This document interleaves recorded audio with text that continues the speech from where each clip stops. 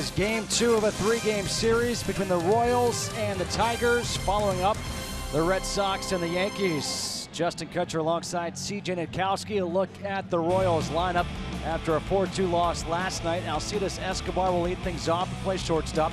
Eric Hosmer will bat second and play first. The DH is Kendrys Morales. In the cleanup spot is the all-star catcher Salvador Perez. Alex Gordon is batting 5th and playing left field. Paulo Orlando in right field will bat 6th. The third baseman is Cheslor Cuthbert batting 7th. Christian Colon gets the start at 2nd, batting 8th. And in center field, batting 9th is Jarrod Dyson. They will face the tall right-hander Mike Pelfrey. And the numbers on Pelfrey for the year: 2-8, a 4.58 ERA. A guy who allows a lot of base runners and relies on the double play. And the first pitch to Escobar is a fastball that's outside for ball 1. How about 95 miles an hour right out of the chute for Mike Pelfrey? Brad Ausmus was telling us before the game that they felt like they've seen a little bit of a spike in velocity. He's thrown the ball better recently over his last few starts, so good to see 95 right out of the chute.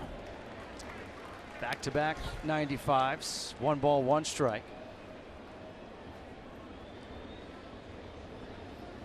There is Brad Ausmus, 3rd year as the manager of the Tigers.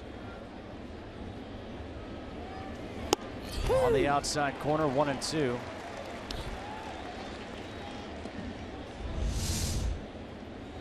See the 2-seam fastball there right on the grip, starts it outside off the plate, trying to bring it back and catch the corner. The backdoor 2-seam fastball there from Mike Pelfrey. And now the 1-2 pitch. The other way, Cabrera able to smother it. And Pelfrey covers. A good start here defensively for the Tigers. 3-1 on the putout.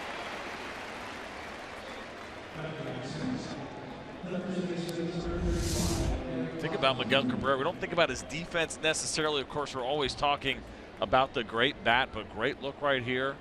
Perfect toss to Mike Pelfrey, who gets there just in time to cover. People also forget Miguel Cabrera was playing first base for a long time, then moved over to third base when Prince Fielder came, and then went back to first. Speaking of first, Eric Hosmer, the All-Star Game starter at first base, the All-Star Game MVP. And the first pitch fastball at 95 in there for a strike.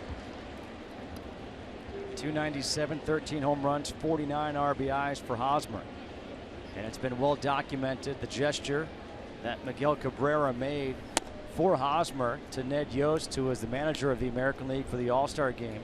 When Hosmer got off to his good start with a home run and a base hit, Miguel Cabrera went to Ned Yost and said, hey, let him hit for the 3rd time. Give him a chance to really get that MVP award. What a cool moment from one All-Star to another and a 2-time MVP in Miguel Cabrera to give Hosmer that opportunity. Was in the 6th inning of the game. Ned Yost was ready to get Miguel Cabrera in there, but he wanted to see Eric Hosmer get another opportunity, seal the deal on the MVP, which he ultimately did, but a very cool moment from a guy like Miguel Cabrera. 2-1 misses inside. Now 3 balls and 1 strike.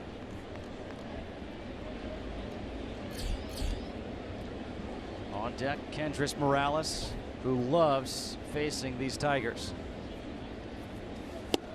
A big swing and a miss by Hosmer. Really good location there by Mike Pelfrey on that fastball, working it away. The 3-1 count. You don't certainly want to make a mistake. Derek Hosmer, as good as he has been, but look at the movement on that pitch. I mentioned it earlier at the velocities we're seeing, 94, 95, but none of it has been straight.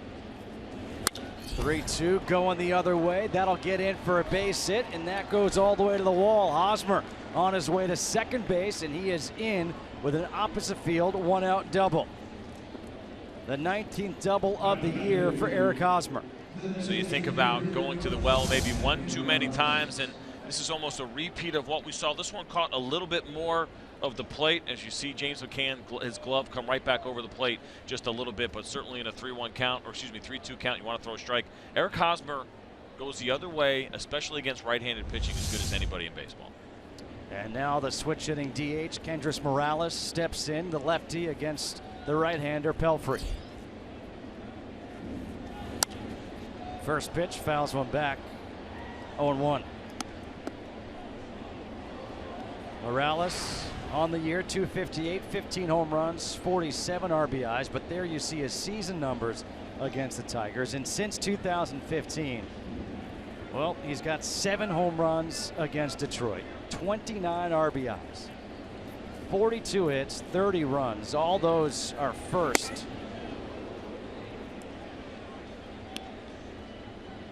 I mean, this guy has just loved facing Detroit since last year. You think about a lot of the good righties that have been here in Detroit. It's a good ballpark to hit in for left-handed hitters. Morales, of course, a switch hitter. A little bit of a short porch here. The ball can carry, especially come summertime. You get it up in the air to right field. And certainly Kendrys Morales has been very comfortable in this ballpark against those right-handed pitchers. 2 balls and 1 strike to Morales.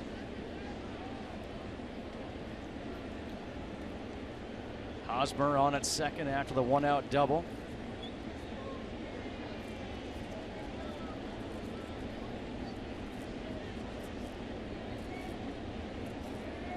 The 2-1. Missing outside, off speed pitch, and now it's 3 balls and 1 strike from Pelfrey.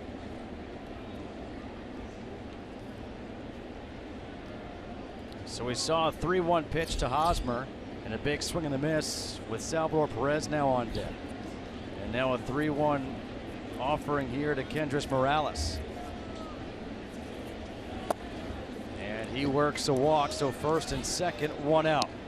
Let's take a look at the pitcher profile brought to you by Batman vs. Superman. Dawn of Justice on the digital HD today, or Blu-ray on Tuesday. And when we talk about Mike Pelfrey, we're going to talk about the contact over the whiffs. He generates contact, does not generate a lot of strikeouts, and he's got the really good ground ball rate. So the way he gets around the walk that we just saw, and the double is by inducing double plays. He's been very good in that regard. And his ground ball rate, 14th best in Major League Baseball. The all-star catcher for the American League, Salvador Perez, 282, 14 home runs, 42 RBIs. Another guy who enjoys hitting against the Tigers. And the first pitch breaking ball misses outside for ball 1. And the advantage of having the great movement that Mike Pelfrey has on that 2-seam fastball, the sinker, with the good velocity, is that he can even afford, not that he does it on purpose, but to fall behind in the count. That movement on that fastball can get you out of a lot of jams.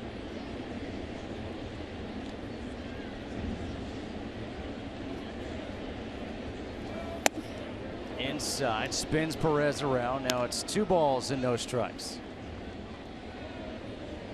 CJ, I know how active you are on Twitter, and I believe your son gets offended when people pronounce Salvador's last name incorrectly. Well, we get caught in between, right? We say Perez sometimes, or Perez. He got a little frustrated during the All-Star game. We were listening on radio, and you heard Perez, and then you heard the update guy say Perez, and just out of nowhere, my 8-year-old in the car said, "Why is he not saying his name right? It's Perez." To each his own, I guess.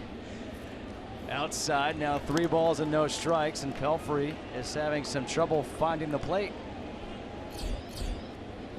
And the guy who's having some trouble making contact with the ball is on deck, and Alex Gordon. Well, the one thing Mike Pelfrey cannot afford to do is walk hitters. Yes, he's going to let up some hits. He is that contact guy, but the combination of contact and walk, certainly not something he wants to do. Salvador Perez taken all the way, and he takes a 4-pitch walk, so the bases are now loaded here in the top of the first after a double by Hosmer. Back-to-back walks to Morales and Salvador Perez, and here comes Alex Gordon. That's not an easy thing to do when you think about Salvador Perez, not known for his plate discipline, just a 4% walk rate. Last year it was 2.4%, just to give you an idea how little he actually walks in the 4-pitch walk against Salvador Perez, especially with a runner in scoring position. A very rare thing to see. The numbers on Gordon, not the way that he had envisioned this season going. 205, 7 home runs, 14 RBIs. Hosmer at third, Morales at second, Perez at first, but again, with Pelfrey on the mound and 1 out, he's 1 pitch away from getting out of this.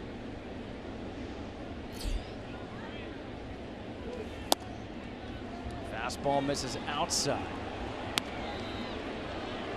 And that's, I believe, at least 6 straight balls thrown by Mike Pelfrey. And you see him missing on his arm side. We call it arm side run, which he has that great run, but missing off the plate. So the adjustment has to be made to start that fastball on the plate more so that it's running to the outside corner as opposed to running off the plate. Back up the middle, base hit. 1 run will score. Morales broke back to second. He'll have to hold up. The bases are loaded. 1-0. Royals jump out on top. RBI single for Gordon, his 15th RBI of the season. Alex Gordon was not going to wait around, despite the fact that we've seen Mike Pelfrey struggle with his command. He's going to look for that first pitch, kind of get me over fastball. That probably was going to be another ball that was off the plate as we watch Kendrys Morales kind of freeze and make sure that this ball gets into the outfield. But right now, Mike Pelfrey just not feeling and not being able to put the ball where he wants to. And in the case of Alex Gordon, jumping all over that first pitch strike when he saw it right there. Excuse me, second pitch strike. It was 9 straight balls before that RBI single by Alex Gordon, and 1-0. Royals on top of the Tigers here in the first. Justin Kutcher alongside CJ Nitkowski here on FS1. Not the start that Mike Pelfrey was looking for here. Base is still loaded and just 1 out. No, absolutely not. And you never want to start a first inning like this, put your team in a hole, especially when you're at home. Denny Duffy, the opposing pitcher, has been pretty good this year. And so now for Mike Pelfrey, has to find a way to get himself out of this inning without any more damage. Paulo Orlando. He takes the fastball inside for ball 1.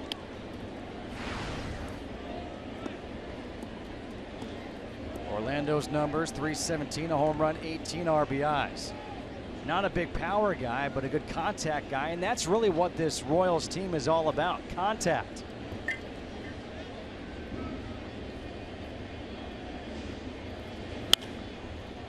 Breaking ball fouled away. That's why they can be one of the tougher offenses to go against, especially when they're fully healthy, which they of course are not right now. No Lorenzo Cain, no Mike Moustakas, but the couple of years that they've had, Game 7 of course in 2014, winning it all last year in 2015, they're just pesky. They put the ball in play, they put pressure on the defense. It's not necessarily, like you said, a lot of power, especially this year, but they play an interesting brand of baseball, almost a little bit of a throwback in the sense that they're a little bit more of a contact team than we're used to seeing these days. Foul back, and now it's 1 ball and 2 strikes.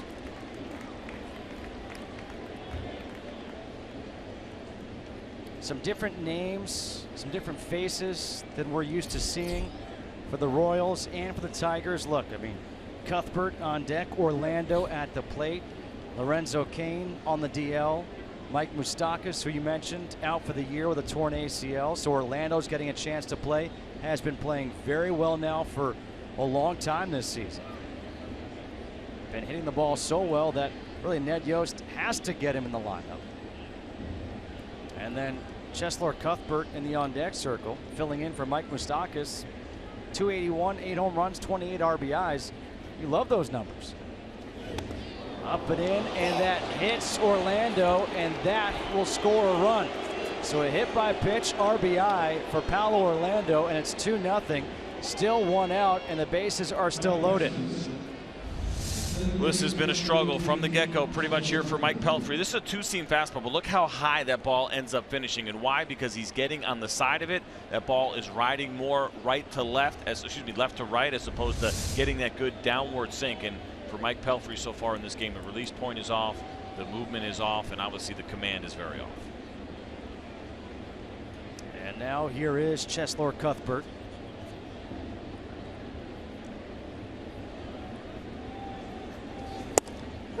He takes the first pitch fastball, first strike, in this large crowd.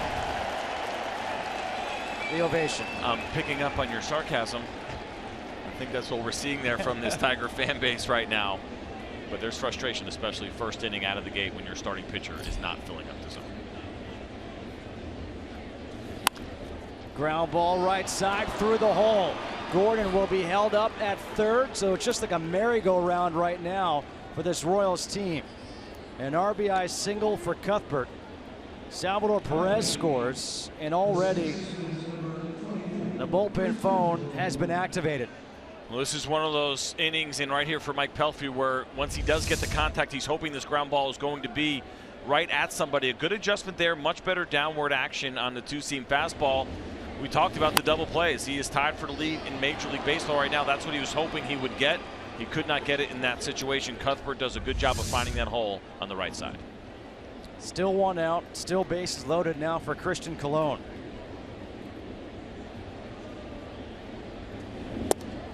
And the first pitch curveball is in there, first strike. Dustin Mollican begins to throw, and I don't think Brad Ausmus thought this would be the case, to have a pitcher up in the bullpen in the first inning. And never fun when you're down in that bullpen either, thinking you're just kind of watching the game, getting settled in, and all of a sudden the phone rings with only one out in the top of the first.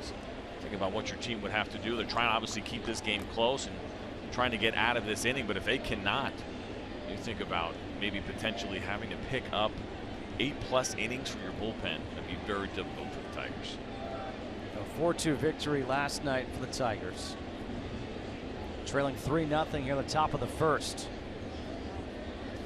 Christian Colon, a high chopper, tough play for Iglesias. He'll get the out at first. An RBI ground out as Gordon scores to make it 4-0. How about the keys to the game sponsored by Ford? I'm guessing one was to get to this first inning with allowing 4 runs to come across. Yeah, that definitely was not something that we wanted to see, but I'm talking about shuffling the deck, and what we're seeing here from the Kansas City Royals is they're changing that batting order up a little bit. Alcides Escobar is back up in the leadoff spot. Eric Hosmer hitting second just for the second time this year. And for the Tigers, mashing in the middle. Think about the middle of that lineup going up against the left-hander Danny Duffy, Miguel Cabrera, the switch hitter Victor Martinez, and Nick Castellanos, all guys having good, strong years, and throw Cameron Maybin in there as well. It's going to be the middle of that lineup that's going to have to do some damage against Danny Duffy tonight. Terod Dyson took the first pitch for a strike. Dyson's numbers: 255, no home runs, 9 RBIs. Second and third, 2 outs, 4 runs already in. And now a ground ball to second base. Kinsler makes the play, and that will do it. But 9 men came to the plate in the inning. 4 came across to score. Tigers trail 4-0 before coming up.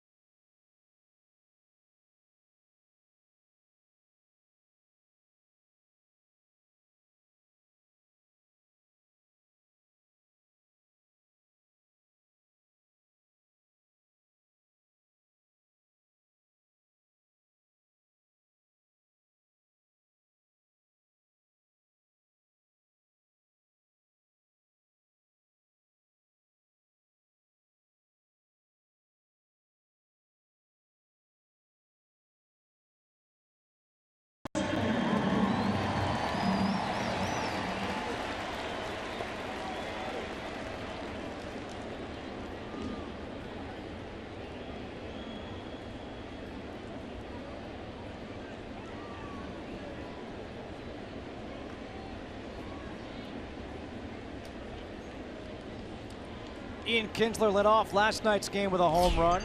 He'll face Danny Duffy leading off tonight, and he takes the first pitch fastball down low for ball 1. Well, for the Tigers now, this becomes about chipping away. Not exactly what you thought you'd be thinking about in the first inning, but when you're down 4, this offense certainly strong enough to put up some runs against Danny Duffy. They've been good all year, and this first inning now becomes about maybe trying to get a little bit of a momentum swing going your way, trying to put at least 1 or 2 runs on the board if you can. Kinsler once again putting up good numbers. 292, 17 home runs, 53 RBIs. Takes the pitch for a strike, 2 balls and 1 strike. Ian Kinsler, year after year, consistently puts up numbers like that. He's been a good player for this team, and he's 34 years old, and really throughout his career, probably one of the more underappreciated players, I'd say, in Major League Baseball. But you're right, continues to get it done. He's done a really nice job for the Tigers this year. Rips one down the left field line. Gordon has to let this one go all the way to the wall, and Ian Kinsler will be in with a leadoff double for the Tigers. 18th double of the year for Kinsler. The rest of the lineup for the Tigers. Cameron Maybin follows Kinsler, then Cabrera will bat third. Victor Martinez DH bats cleanup. Castellanos in the 5-hole. Mike Aviles will bat 6th. James McCann bats 7th. Tyler Collins will bat 8th, and rounding out the order is Jose Iglesias. It's a good way to get it started right there for Ian Kinsler, Kinsler for the Tigers, and instead just trying to scratch 1 or 2 across the board if you can. Not to make excuses, but you do think about on the flip side of that, if you're Danny Duffy, you're sitting in that dugout for a long time. You love, don't get me wrong, you love your team is scoring you some runs, but you're also anxious to get out there and get that first inning, and it gets pushed back a little bit further. You end up sitting in that dugout waiting around, and sometimes your momentum or your flow can get a little bit interrupted when your team puts together a big inning in the first. Danny Duffy facing Cameron Maybin.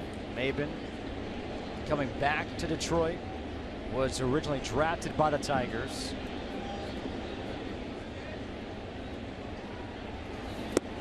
Now in front of that off-speed pitch, and it's 1 ball and 1 strike. And you're sitting there and you're thinking about the good fastball from Danny Duffy, which we'll see in the mid-90s, and he comes back with this great changeup against Cameron Maybin. And it's not always about having perfect location, but it's about the speed differential and selling it with your arm speed. He did an excellent job on that one right there. Maybin fouls it off into the seats. Danny Duffy joined the rotation on May 15th, and since joining the rotation, he has been really good. 4-1, a 3.11 ERA, a whip of 1.02. A strikeout to walk ratio of 6.08.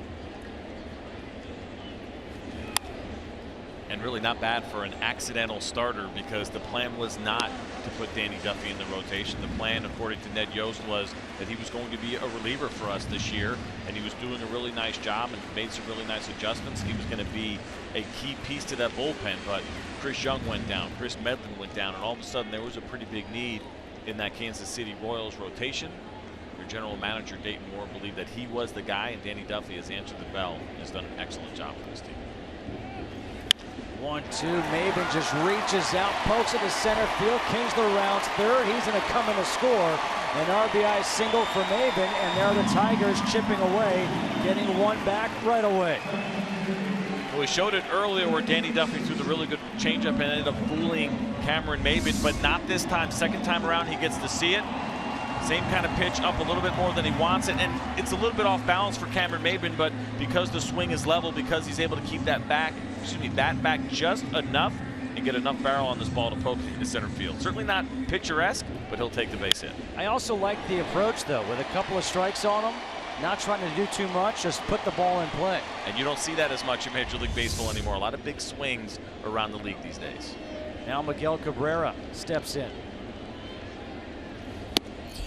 He takes the pitch on the inside corner for a strike at 95. Cabrera at 293, 18 home runs, 53 RBIs.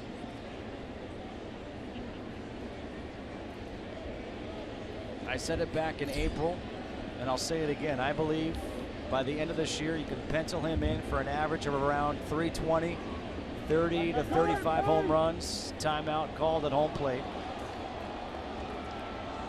Vic Carapazza, the home plate umpire, and I would say about 120 RBIs. Since 2008, this is what Miguel Cabrera has done. And that's why making that bet that he's going to be there at the end of the year, the numbers will be close to what he's done in his career, is somewhat easy to do because he has been so consistent and so good. One of the best hitters we have seen, easily for me, one of the best of this generation, and a guy that will be going to Cooperstown Monday. Hosmer makes the play at first, and they are able to turn the 3-6-3 double play. Hosmer had to lead Alcides Escobar. Well, Eric Hosmer's got a great glove. We know that about him. This ball was hit right at him. Had to wait a little bit. You see the pause? And sometimes a lesser first baseman would throw that ball away. He had to give Escobar a little bit of time to get there, probably because of where he was playing. Plus, the ball got to him so quickly, but still executes it. And when Miguel Cabrera is running, you know you're going to have plenty of time to turn that double play. 2 outs now for Victor Martinez, the switch hitting DH.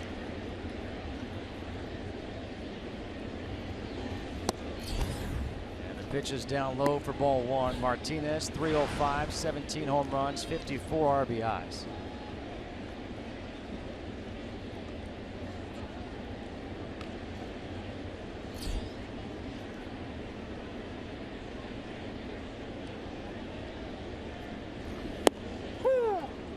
Fastball's in there for a strike. 1 ball and 1 strike. You may be wondering, why is Danny Duffy still throwing from the stretch with nobody on?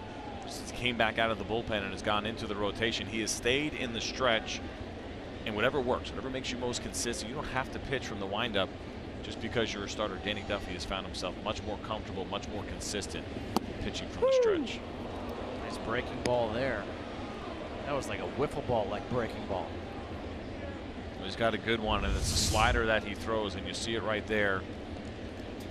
Just pulling it down, good location, down and in, catching the corner of the plate. Victor Martinez, certainly a difficult out. You're not going to get away with mistakes. That wasn't one. 1-2, and he strikes out Victor Martinez.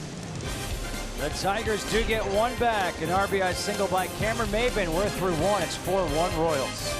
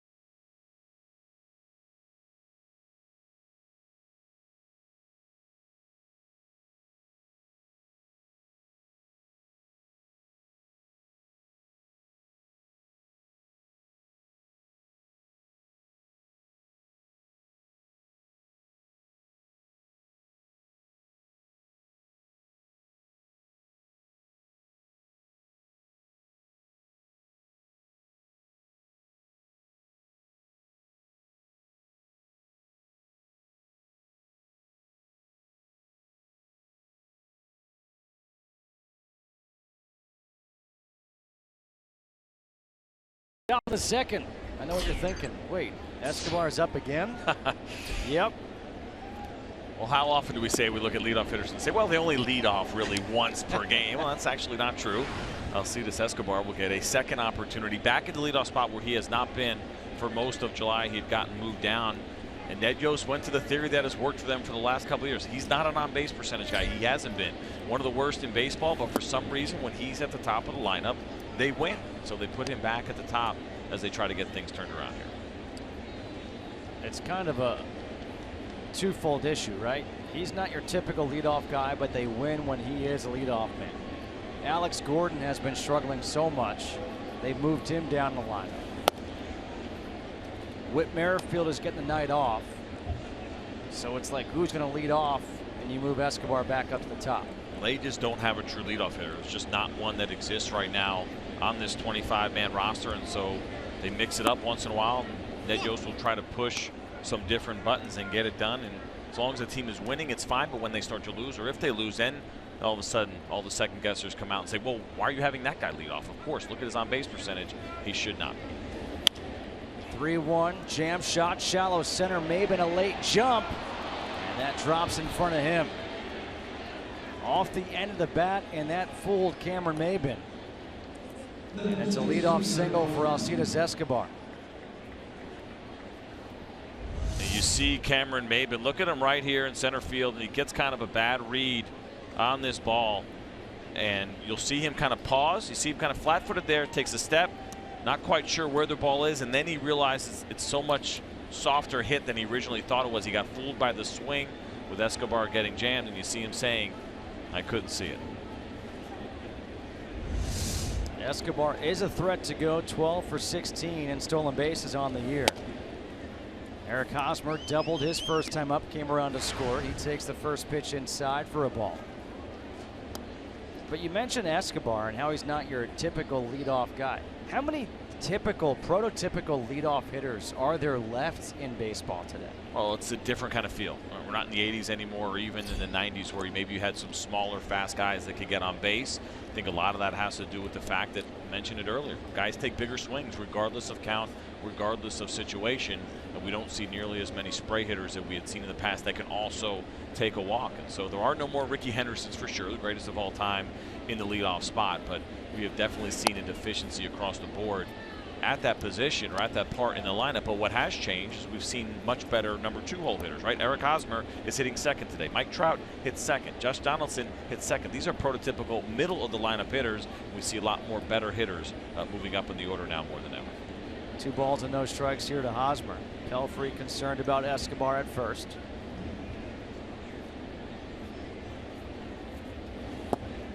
And what's been interesting to watch too is how teams experimenting with leadoff hitters. Right? Joe Mauer at one point was leading off for the Minnesota Twins. Carlos Santana is still leading off. Now he's an on-base guy. He knows how to take a walk. Nobody's taken more walks than him over the last 5 years, but it's forced teams to try different guys, and ideally they're not clogging up the bases, and Joe Mauer and Carlos Santana do exactly that. But you do what you got to do if you don't have a prototypical leadoff hitter. But it's funny because you just mentioned it, that this team, this Royals team, is kind of a throwback team. 3-0, and it's a 4-pitch walk to Hosmer. So first and second, nobody out here in the second, and for the second straight inning, Pelfrey's in some trouble, and here comes Ian Kinsler in from second to try to calm him down. And once again, up in the bullpen is Mulliken.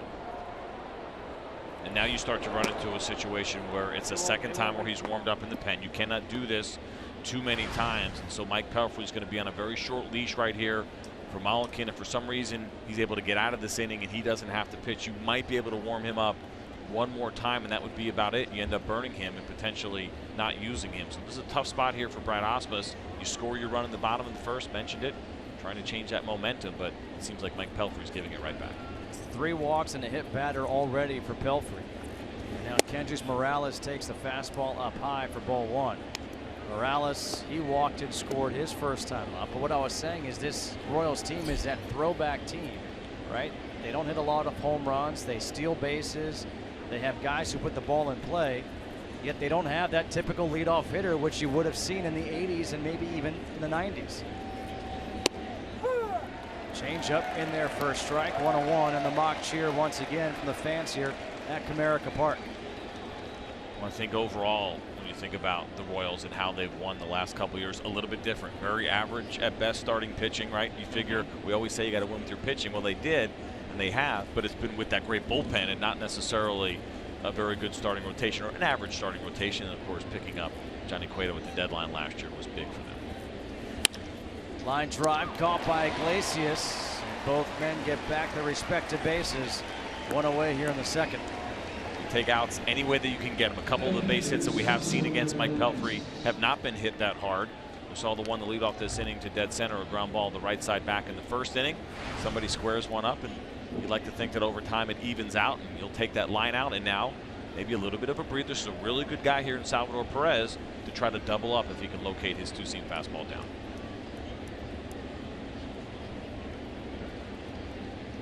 A deep breath here by Pelfrey.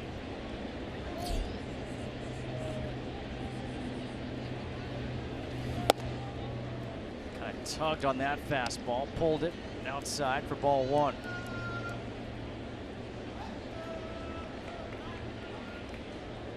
Salvador Perez walked and scored his first time up.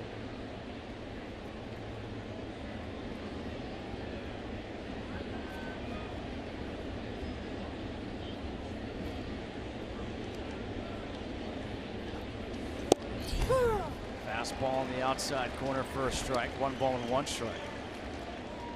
But while that was a strike, it looked like James McCann was setting up inside and had to reach across the plate to make that catch. Certainly not ideal. You'll take it when you can get it here. Mike Pelfrey obviously struggling to find consistency in that release point, not able to put his fastball where he's wanted it to so far today.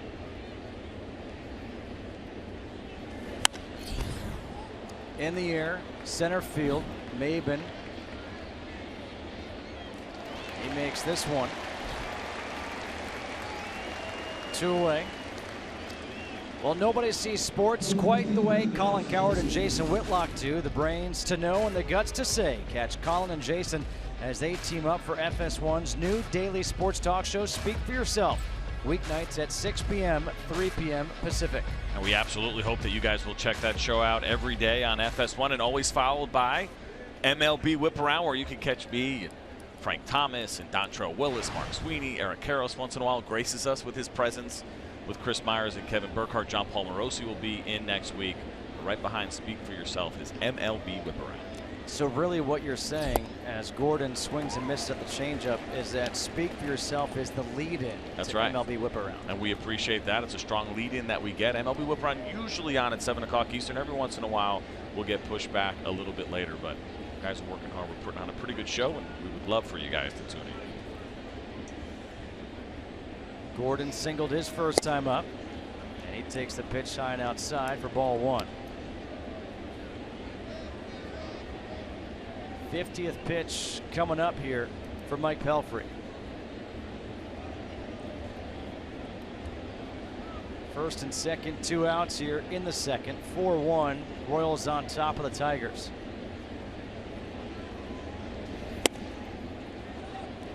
Up and in, 2-1. Not the start that Mike Pelfrey was hoping for. 32 pitches in that first inning, and now 18 here in the second. You can see the deep breath.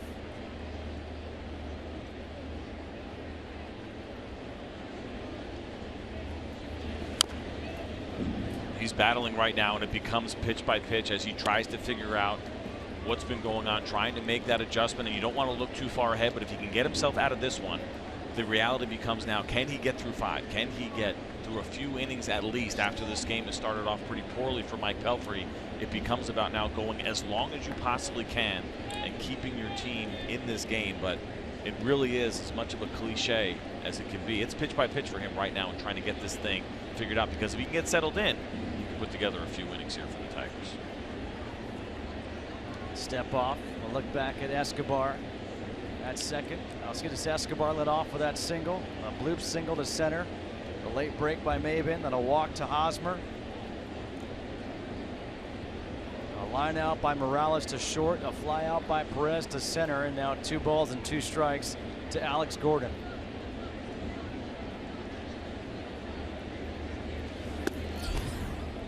Low and inside, and now it's 3-2. The runners will be off with the pitch.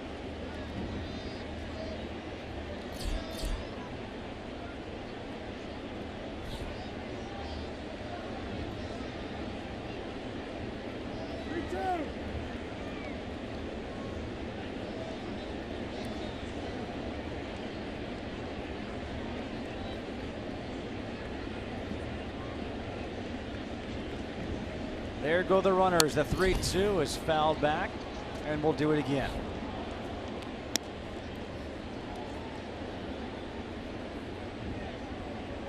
As a runner, in this situation, it's one of those times where you know you're hoping, please don't have one of those scenarios where you foul off like 6 pitches in a row. Nobody likes to do those extra sprints. But in the case of Eric Hosmer, knowing if he gets that good jump, that any ball in the gap that he should easily be able to score, even if it ends up just being a long single, he'd have an outside chance getting this great jump here in a full count, 2 outs. Foul straight back. So that's foul number 2. It's like a false start in a sprint. And it's something that you can expect from Mike Pelfrey because he doesn't get those swings and misses. He does not have swing and miss stuff. He has contact stuff. So that means also foul balls, not just putting the ball in play, but also a lot of foul balls. And it's not unusual at all to see what's happening right now in this 3-2 count. Pelfrey coming into this game had walked 38, struck out 46 in 98 1/3 innings. And that's foul ball number 3. That kind of maybe potentially put the jinx on you right here. Alcides Escobar and Eric Hosmer are probably not too happy with you if they go back and they watch this game and they're saying, who was that guy's name? It's Justin Kutcher. In case you guys are wondering, he was the one that was saying most likely you guys will be getting a few extra sprints in here with Alex Gordon up with a full count, 2 outs. And he is not on MLB Whip Around weeknights at 7 p.m. on FS1. Love it.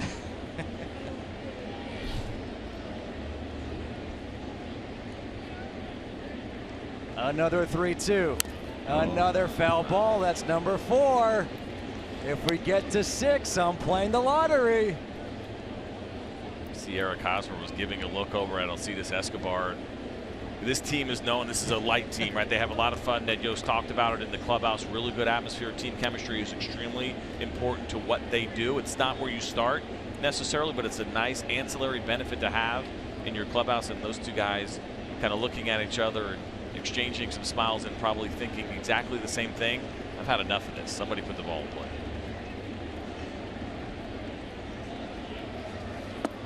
Three-two change up, and he checks his swing, and there's ball 4. And that is the 4th walk, and here comes Brad Ausmus.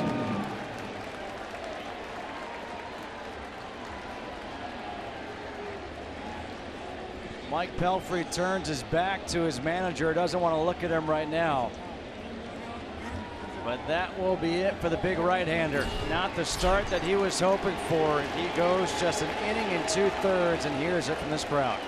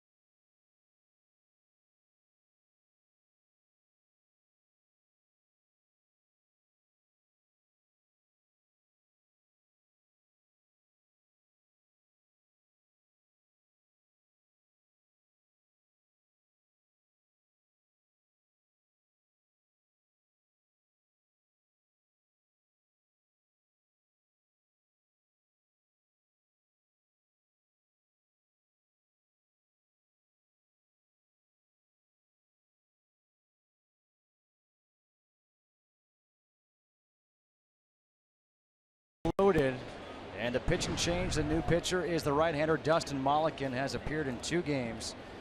The ERA of 1.93.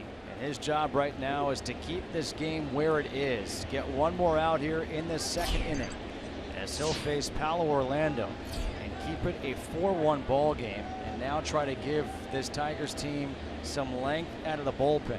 A long-time minor leaguer. And the first pitch gets away from McCann, goes back to the backstop, and coming in to score is Escobar. So just like that, it is now 5-1. That's an unfortunate turn of events for the Tigers right here. Thinking about bringing in a fresh arm. Can he get us out of this? It's 2 outs. You just need 1 out here to finish off this inning and try to reset. But it's a breaking ball that he gets way under as you see the elbow drop. We call that sometimes casting, like you're throwing out a fishing line. He just got way under it. That breaking ball actually ended up going up before it went down. Didn't really have much break on it at all. Settle your nerves here for the Tigers. They have got to find a way to get this 3rd out. A wild pitch. And there's a strike to Orlando. So 1 ball and 1 strike.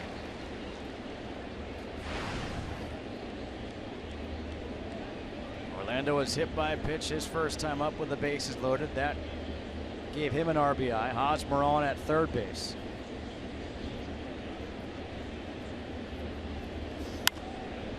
Foul back. 1 ball and 2 strikes. 94 on the gun for Mollican. He's got a good arm and he's got a great story. You talk about perseverance and playing this game. 15th round back in 2003 as an 18-year-old. Dustin Mollican started his career, played a little bit in Japan, and finally gets an opportunity at 31 years old in 2016. 13 minor league seasons later to pitch in the big leagues. That's incredible perseverance. Think about it. Here he is now out of Saskatchewan. Big right-hander, 6'4", 230 pounds. To persevere that long, to make it 31 years old, you can still have a nice career. One thing about too, when you're going through that, there are so many moments where you start asking yourself, should I move on? It's not happening. You start getting into your mid-20s, your upper 20s, especially for a guy who came out of high school and wondering, should I start something else? Should I do something else in my life? And what a rewarding opportunity it was for him to get to the big leagues this year. Able to stab that comebacker, and he gets out of the inning, but the wild pitch allows a run to score. We head to the bottom half of the 2nd. It's 5-1 Kansas City.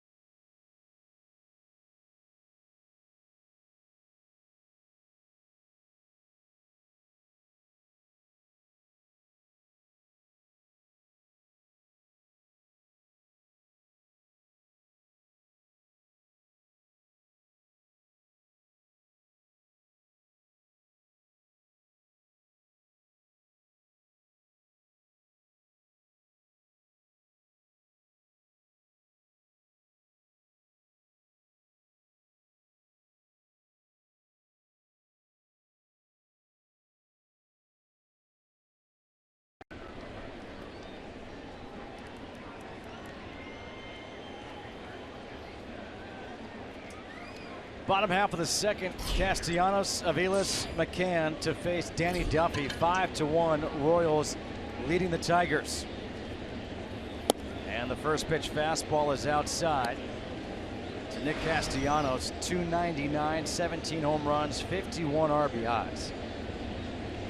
The third baseman for these Tigers.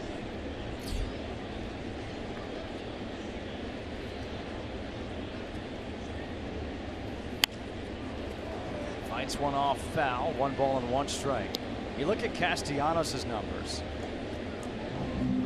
One of 4 players with similar numbers. Ian Kinsler, 292, 17 home runs, 53 RBIs.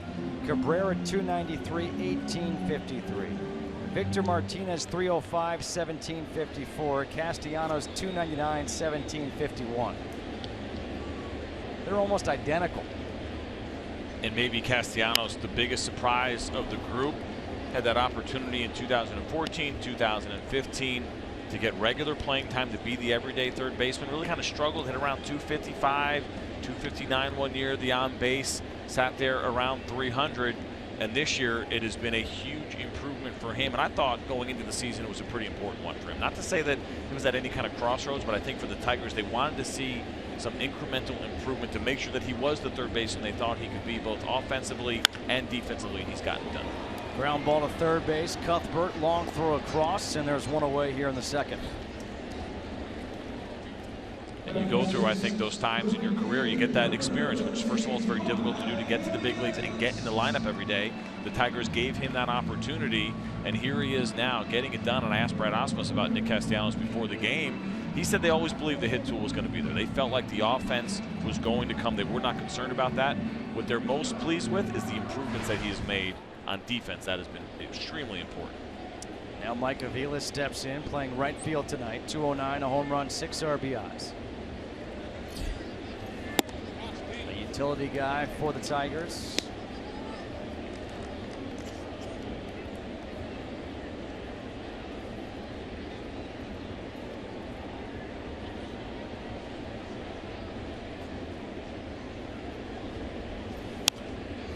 Fouls one back this way.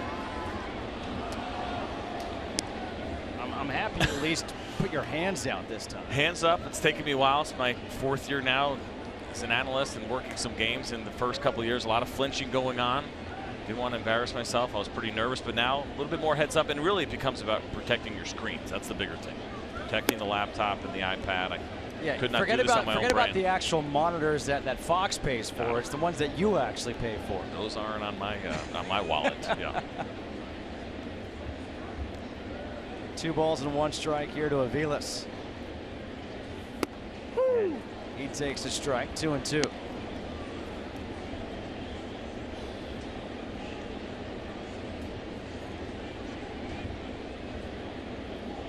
Perez flashes the signs for Duffy. And it's 3 balls and 2 strikes. In the inning before, we saw Danny Duffy finish off Victor Martinez, hitting right-handed with a really, really good change. We talked about the fastball. You mentioned the slider earlier that he threw so well. He finished off Vmar with a pretty incredible changeup. Another foul ball behind home plate. This will reach the seats. See, that's one, if I have a glove right there, I make the catch. Without the glove, a little more hesitant. Yeah, but I see an adult there near a young girl. You better get your hands up, dude, if there's some kids around, or if you're with your lady friend or whatever it may be. You got some protection to do if you're the man of the group there. So don't just say you're going to pull your hands away because you don't want to hurt your fingernails. I know you probably just got a manicure. Somebody needs to catch that ball. Broken back, ground ball to third. Cuthbert field to high hop, throws across, 2 away. Now, the hat catch may be one of the most difficult things to do as a fan. It's floppy, it's inconsistent, and he actually wasn't even close to it anyway, even if his hand was near there. But again, you can't see it right there. Was a little girl who ended up with the ball right behind him. Not part of his group, but still part of your responsibility to make sure you're protecting the people around you.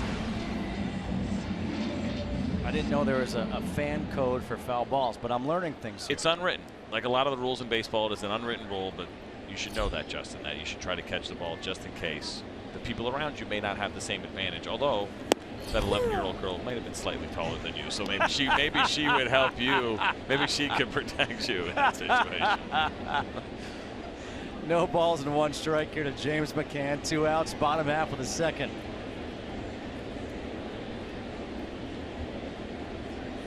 Danny Duffy looking for a 1-2-3 second. And he's ahead in the count. No balls and 2 strikes.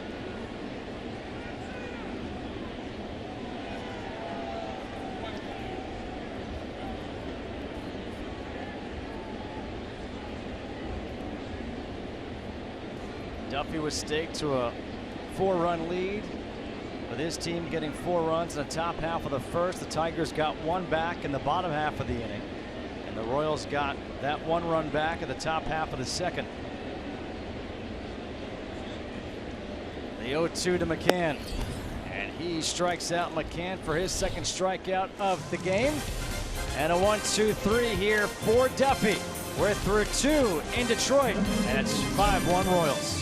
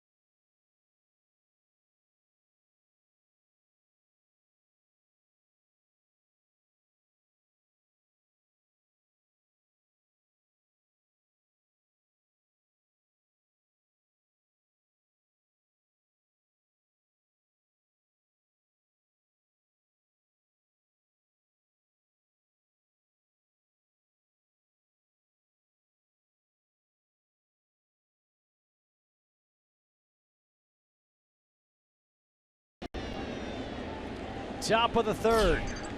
Royals 5, Tigers 1. Cheslor Cuthbert, Christian Colon, Gerard Dyson, bottom 3rd of the order to face the right-hander Dustin Mollican, who came in relief of Mike Pelfrey, who went an inning and 2/3. Cuthbert with the RBI single to right field, his first time up. Breaking ball didn't break there for Mollican. When you throw a guy into a situation like Cuthbert has been thrown into, where he has to take over at 3rd base because Mike Moustakas is out, you're not quite sure what you're going to get. Now, the Royals always believed that he could play defense. They weren't too concerned, but they weren't quite sure what they were going to get offensively, and he has exceeded their expectations. A lot of people thought the Royals needed to go out and get somebody to play 3rd base if they wanted to contend this year, but that has proved not to be the case because of the great job that Cheslor Cuthbert has done. 1 ball, 2 strikes here to Cuthbert. Think about what Cuthbert's done, what Whit Merrifield has done. Paolo Orlando up high, 2-2. When you're running the player development of an organization and an opportunity like this comes up where so many guys from within have to fill in, and then they do a great job, it's just an absolute great moment for them. All the hard work and identifying and scouts and everything that goes into it.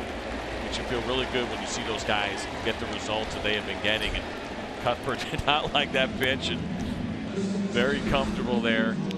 And as we talk about the issues that they've had, and we see who's on the disabled list, Mike Moustakas, of course, out for the year. Tim Collins, a left-handed reliever. Jason Vargas, Mike Minor. A lot of starting pitchers there. Lorenzo Cain should be back here sooner than later. We saw him working out before the game. It looked like he was getting pretty close.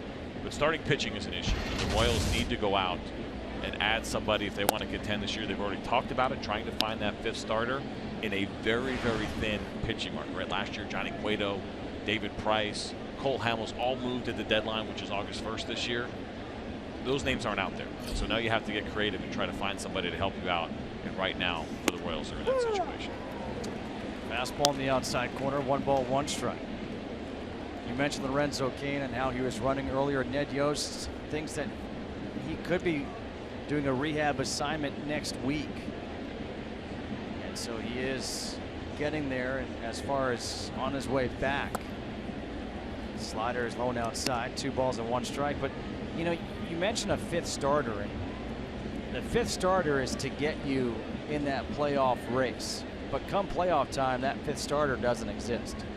He doesn't, and it's not necessarily to say that it could be the fifth starter. They could do maybe better than what they have at the back end of the rotation right now. They also need to be better from within. Edison Volquez needs to be better for them, I think, to contend this year and have a legitimate shot. Yordano Ventura needs to be better. He needs to be the guy that they invested in and believe that he could be. He's shown it at times, but it's been inconsistent. So it's also the guys that are already here that have to be a little bit better. Danny Duffy has been a huge blessing for this team. You think about where they might be without him right now and what he has done, as we highlighted earlier, since he has been in the rotation. It has been huge for them what he's done in those 11 starts. So it's about some guys being a little bit better, but also most likely adding from the outside. 2-2 is low and outside. 3 balls and 2 strikes here to Colon, who had the RBI ground out his first time up. I didn't mention Ian Kennedy, of course, which was their big offseason acquisition, who got off to a pretty good start, has slowed down since, but they wanted him to be a middle of the rotation guy, and that's kind of how he has been. Goes back again to those other guys stepping up at the top of the rotation. 3-2 pitch misses, ball 4. That's the first walk issued by Mollican. The 5th walk issued by Tigers pitchers, and we're just through 2 1/3 innings.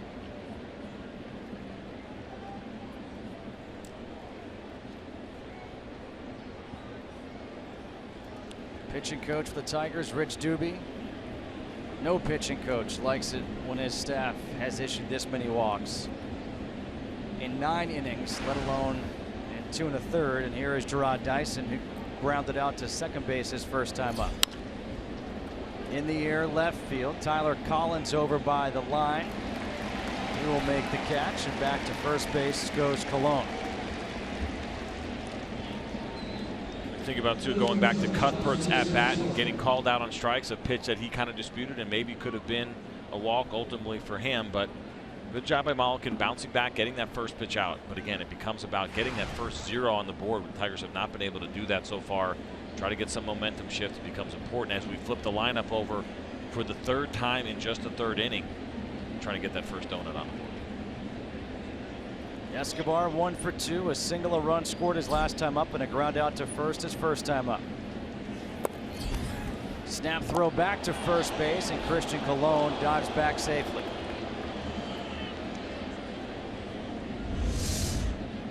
Good quick throw here by McCann as he backhands that ball. A lot of times you're going to be able to get a runner leaning in that situation, thinking that ball might be in the dirt.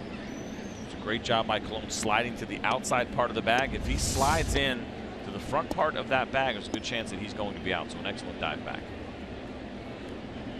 Christian Colon, a former first-round pick for these Royals out of Cal State Fullerton.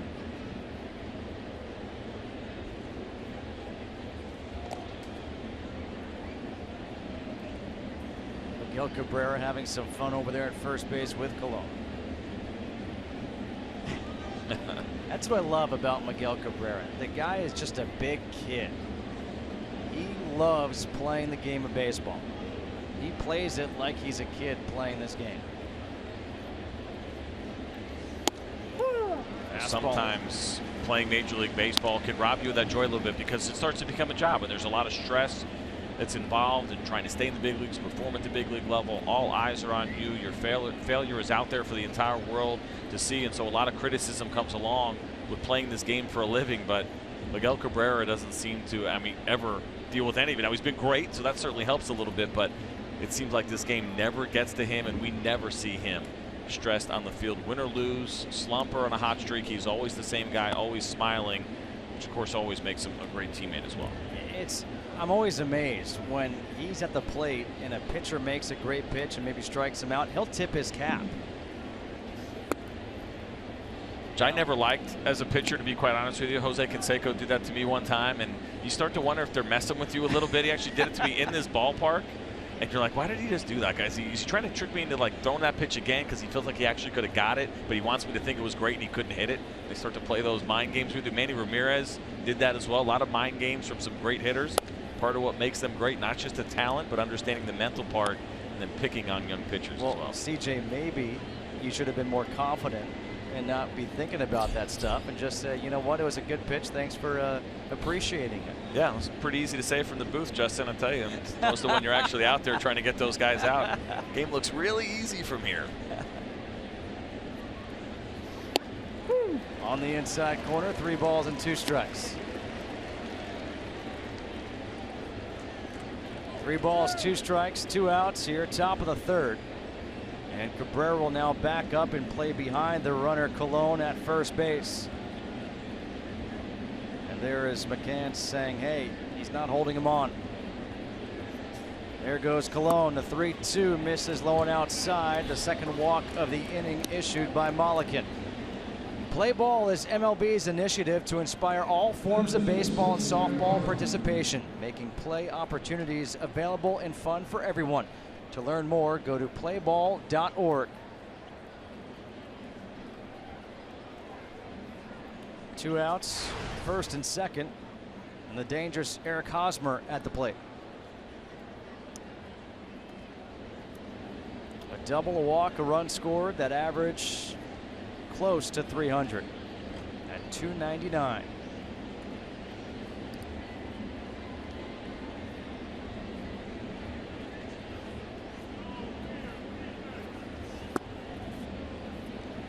And the fastball is low and inside for ball 1.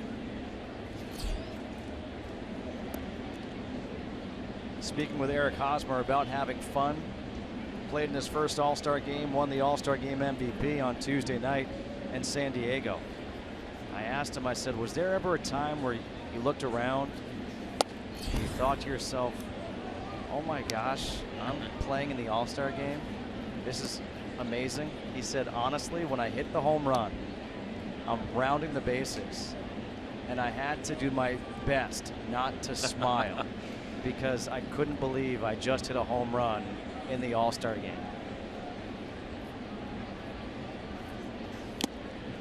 Couldn't hold up, throw back to second behind Colon, and he is back in safely. You see now that's 2 back picks on Colon. So the scouting report here for the Detroit Tigers is probably there's an opportunity to catch him sleeping on the bag on the base pass. We saw the throw the first, and the back pick there to second base wasn't even close, but I think they like maybe getting in his head just a little bit, or feel like they may be able to catch him sleeping. 2 balls, 1 strike here to Hosmer.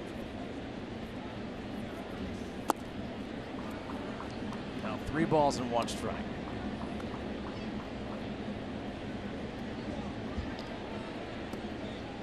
Already 2 walks in the inning for Dustin Mollican. The Tigers pitching tonight. 6 walks, 1 hit batter. It's not exactly conducive to winning. And they're down right now 5-1, top of the 3rd inning.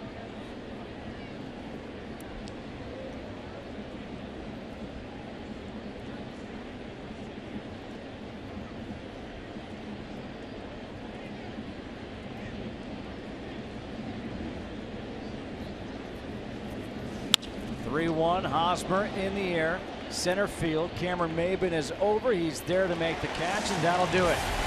So the Tigers do put up a 0. 2 men left on base for the Royals. We go to the bottom half of the 3rd. 5-1 KC.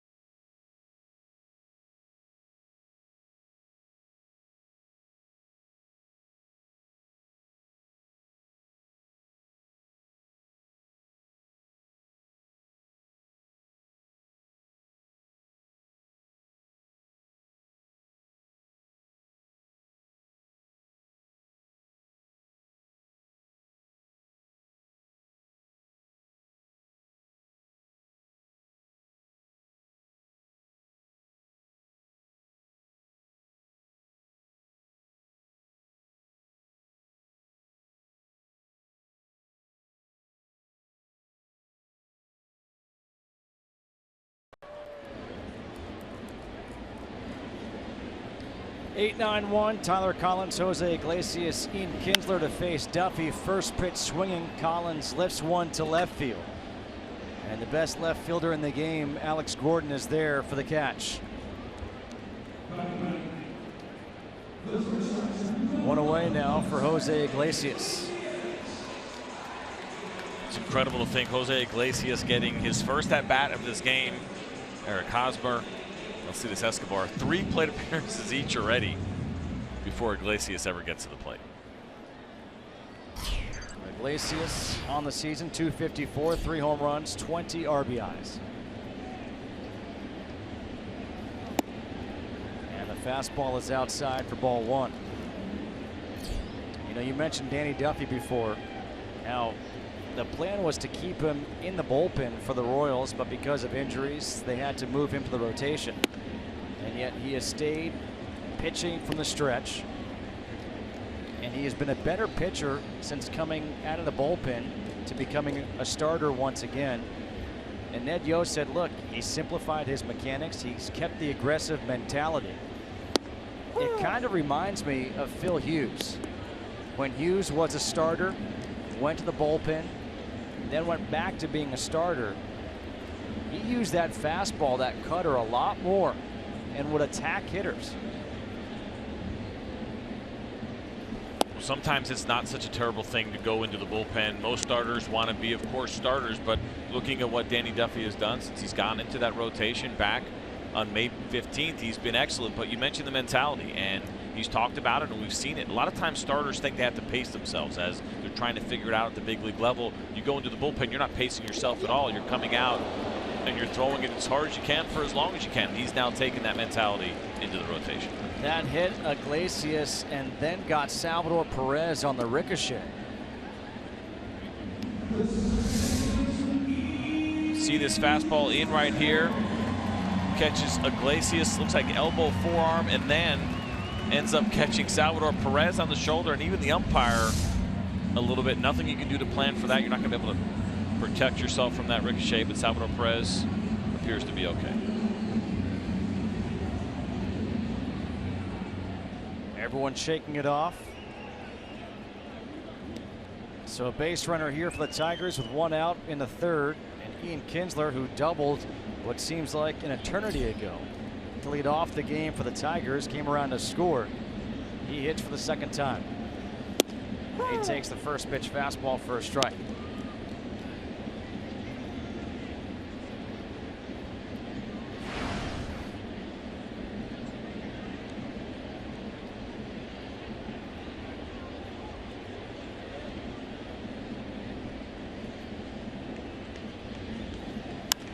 Breaking ball. No balls and 2 strikes to Kinsler. Numbers against the lefties. Some of the guys in this lineup for the Tigers love facing southpaws. He's one of them. And surprisingly that we don't see Miguel Cabrera's name up there this year, where the splits have been not what we're used to seeing, quite opposite of what these guys are doing in Maven, Kinsler, and Martinez. Just a 200 batting average against for Miguel Cabrera. You think about the swing that he has, using the whole field more often than not. Hitters like that crush left-handed pitchers, especially righties.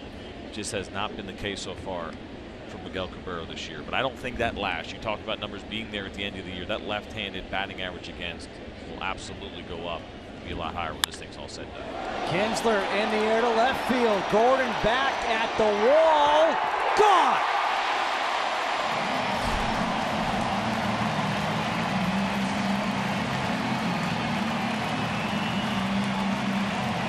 Ian Kinsler with his 2nd home run in as many nights for the Tigers. And he makes it a 5-3 ball game. Well, right on cue, talking about the great batting average against left-handers for Ian Kinsler this year, and it's been 2 at-bats, and it's been 2 strong at-bats. It's a changeup as you see Danny Duffy try to turn that pitch over. He wants that thing on the outside corner, maybe falling off the plate, but instead it sits right in the middle of the plate. You see that line there. There was a time when this ballpark opened in 2000. I was a member of this Detroit Tiger team. That's a flyout back in the day, but it is a home run now with the new adjustments. I say new, it's been a while since they've changed things here at Comerica Park. First pitch strike to Cameron Maybin. But Ian Kinsler is doing his best to keep the Tigers in this game. Had the double leading off. Scored the run in the first, and now a 2-run shot here in the third. And Cameron Maybin, line drive to left, but there is Gordon. And there are 2 away here in the third.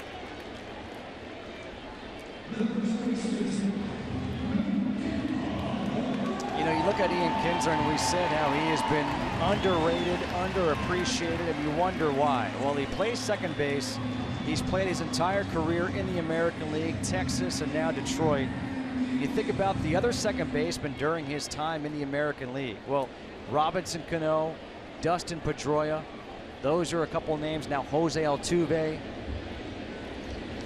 It's a deep position, and you mentioned doing it for the Texas Rangers probably doesn't help his cause as much nationally with all those years, but now here in Detroit. But he's just been one of those steady players, and it happens every once in a while. You get a guy who's steady, does his job, and does it well, but maybe does not get the national recognition that he deserves. Ian Kinsler is absolutely one of those guys. No balls, 1 strike here to Cabrera. Head into a 3-6-3 double play his first time up. Takes the breaking ball down low. 1 ball and 1 strike.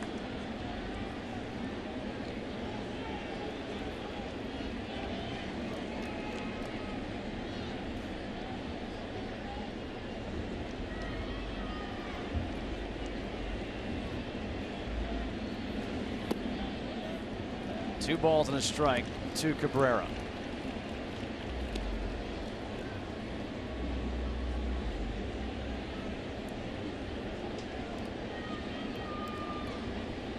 Danny Duffy went 6 1/3 in his last start, July 7th against Seattle, a no decision. Cabrera fights it off foul, 2-2. You mentioned those splits earlier and the struggles that Miguel Cabrera has had against left-handers this year. In his career, he's a .313 hitter against lefties, which is not a surprise. Actually, slightly higher against righties, but the OPS .975 over his entire career. That's a huge number. And he chases the fastball, goes down swinging to end the inning. But Duffy has not been able to retire Ian Kinsler. A double in the first, a 2-run shot here in the third. And it is now a 5-3 ball game.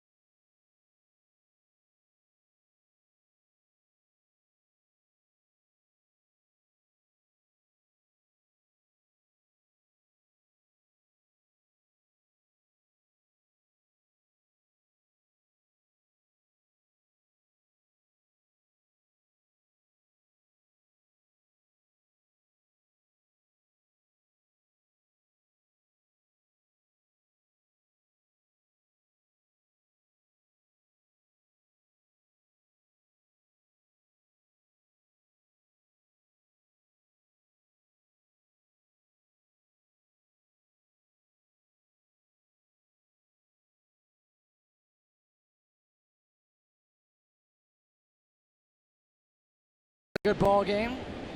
2 for 2, a double, home run, 2 RBIs, and 2 runs scored. And Kendrys Morales leads things off against Dustin Mulligan. Takes the first pitch for a strike. Morales 0 for 1, a walk, a run scored, and a line out to shortstop. Top of the 4th inning from Comerica Park. Justin Kutcher alongside CJ Nitkowski here on FS1. And quickly, no balls and 2 strikes to Morales.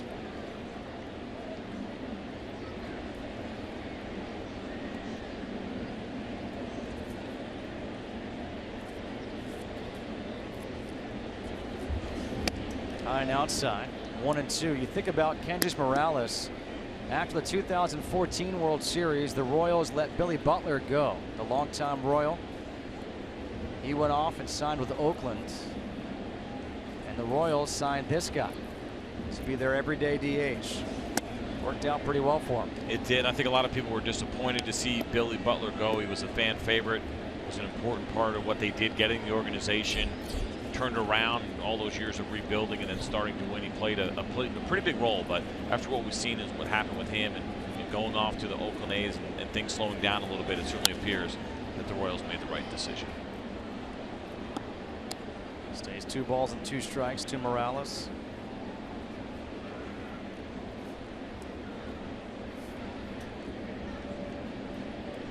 The shift is on for the switch hitter.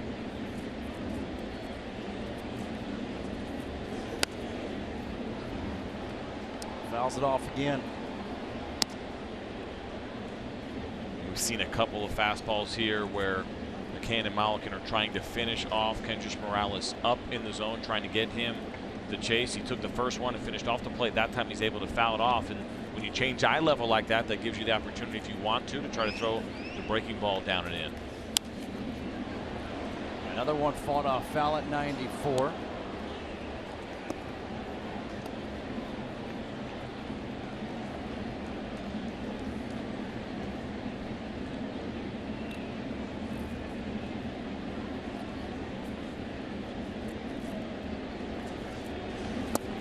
There's a breaking ball, and there's a strikeout. Great execution right there all the way around by Dustin Molican. Mentioned the fastballs earlier, which opens up the zone below to get the chase pitch, and here it is, the breaking ball. Not a lot of room in there to throw it down and in, back foot breaking ball, but really good execution to get that strikeout against Morales. That's the 2nd strikeout for Dustin Molican since he's come on in relief, and now Salvador Perez steps in with 1 out here in the 4th.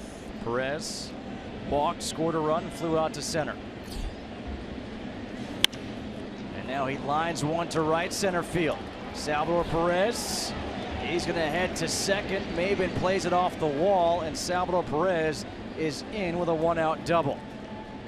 The 19th double of the year for Salvador Perez. Well, for about 95% of hitters in Major League Baseball, that is triples alley. But for Salvador Perez, as he gets his fastball right down the middle, squares it up, does a really nice job hitting the ball the other way, not trying to do too much, stretching that triple into a double and going the other way. But that's one of the unique parts of this ballpark. The ball gets in there a lot of times. If it rolls to the wall, more often than not, that is a triple. Curtis Granderson, I can't even remember how many triples he had hitting them to that part of the ballpark. And a lot of home runs get lost there as well on high fly balls because there's a lot of room out there in that gap. Now Alex Gordon takes one low and inside. Cameron Maben playing center field here for the Tigers. 1 ball, no strikes. Maben, a 1st-round pick of the Tigers. Alex Gordon, a 1st-round pick of the Royals. Part of the homegrown talent for Kansas City.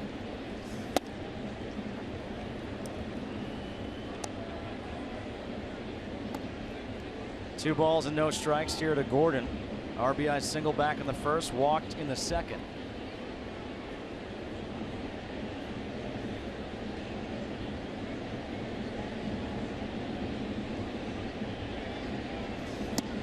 Fastball in the outside corner. 2 balls and 1 strike. This Royals team, under the leadership of Dayton Moore, they've built this team over a long period. Dayton Moore, Ned Yost, the 2 of them working together. Ned Yost on the field, Dayton Moore as the GM in the front office, building this team from the ground up. Pulled, caught at first base by Cabrera for the out. And even Salvador Perez gives him a nice little ovation, as do the fans here at Comerica. It wasn't quite full extension here for Miguel Cabrera, but a nice play nonetheless. A little catch and dive as opposed to maybe laying out and diving, but you see Salvador Perez, that's his teammate from a couple of days ago in the All-Star game. I think it kind of shows you the way the game has changed as well. That is not something you would have seen 15, 20, 30 years ago, where guys were clapping for each other in the middle of the game, in the middle of a divisional race. But get a little bit more of that now, I think, in Major League Baseball, a little more fraternizing and guys knowing each other, and of course the All-Star game fresh in their minds. A little bit of recognition for a job well done from Salvador Perez towards Miguel Cabrera. 2 outs now for Paulo Orlando. Hit by a pitch back in the first, a ground out his last time up, and he grounds one a second here. Down to a knee goes Kinsler, and that'll do it here in the fourth. No runs on one hit, one man left on. We hit the bottom half of the fourth here in Detroit, 5-3 Royals.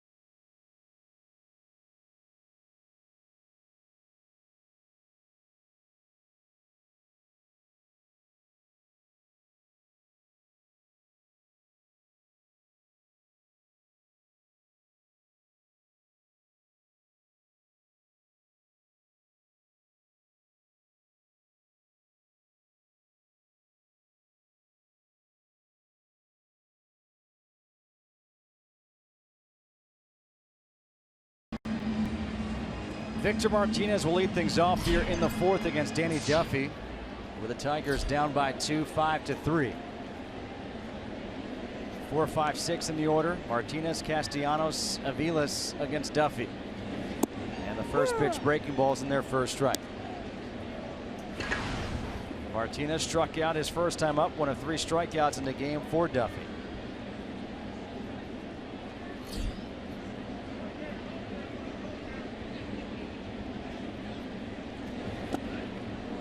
In the dirt, 1 ball and 1 strike.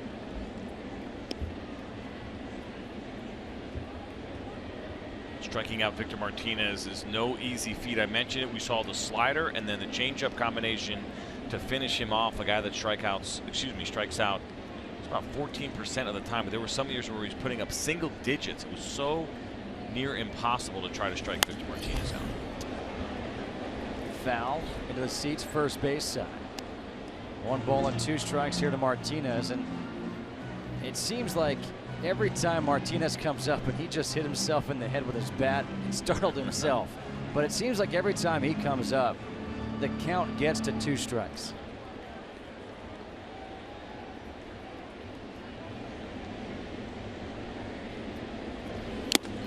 And look at this. Wow. That's twice he has struck out in his 2 at-bats, and it's time for our first game break of this game. Let's check in for the first time with Chris Myers.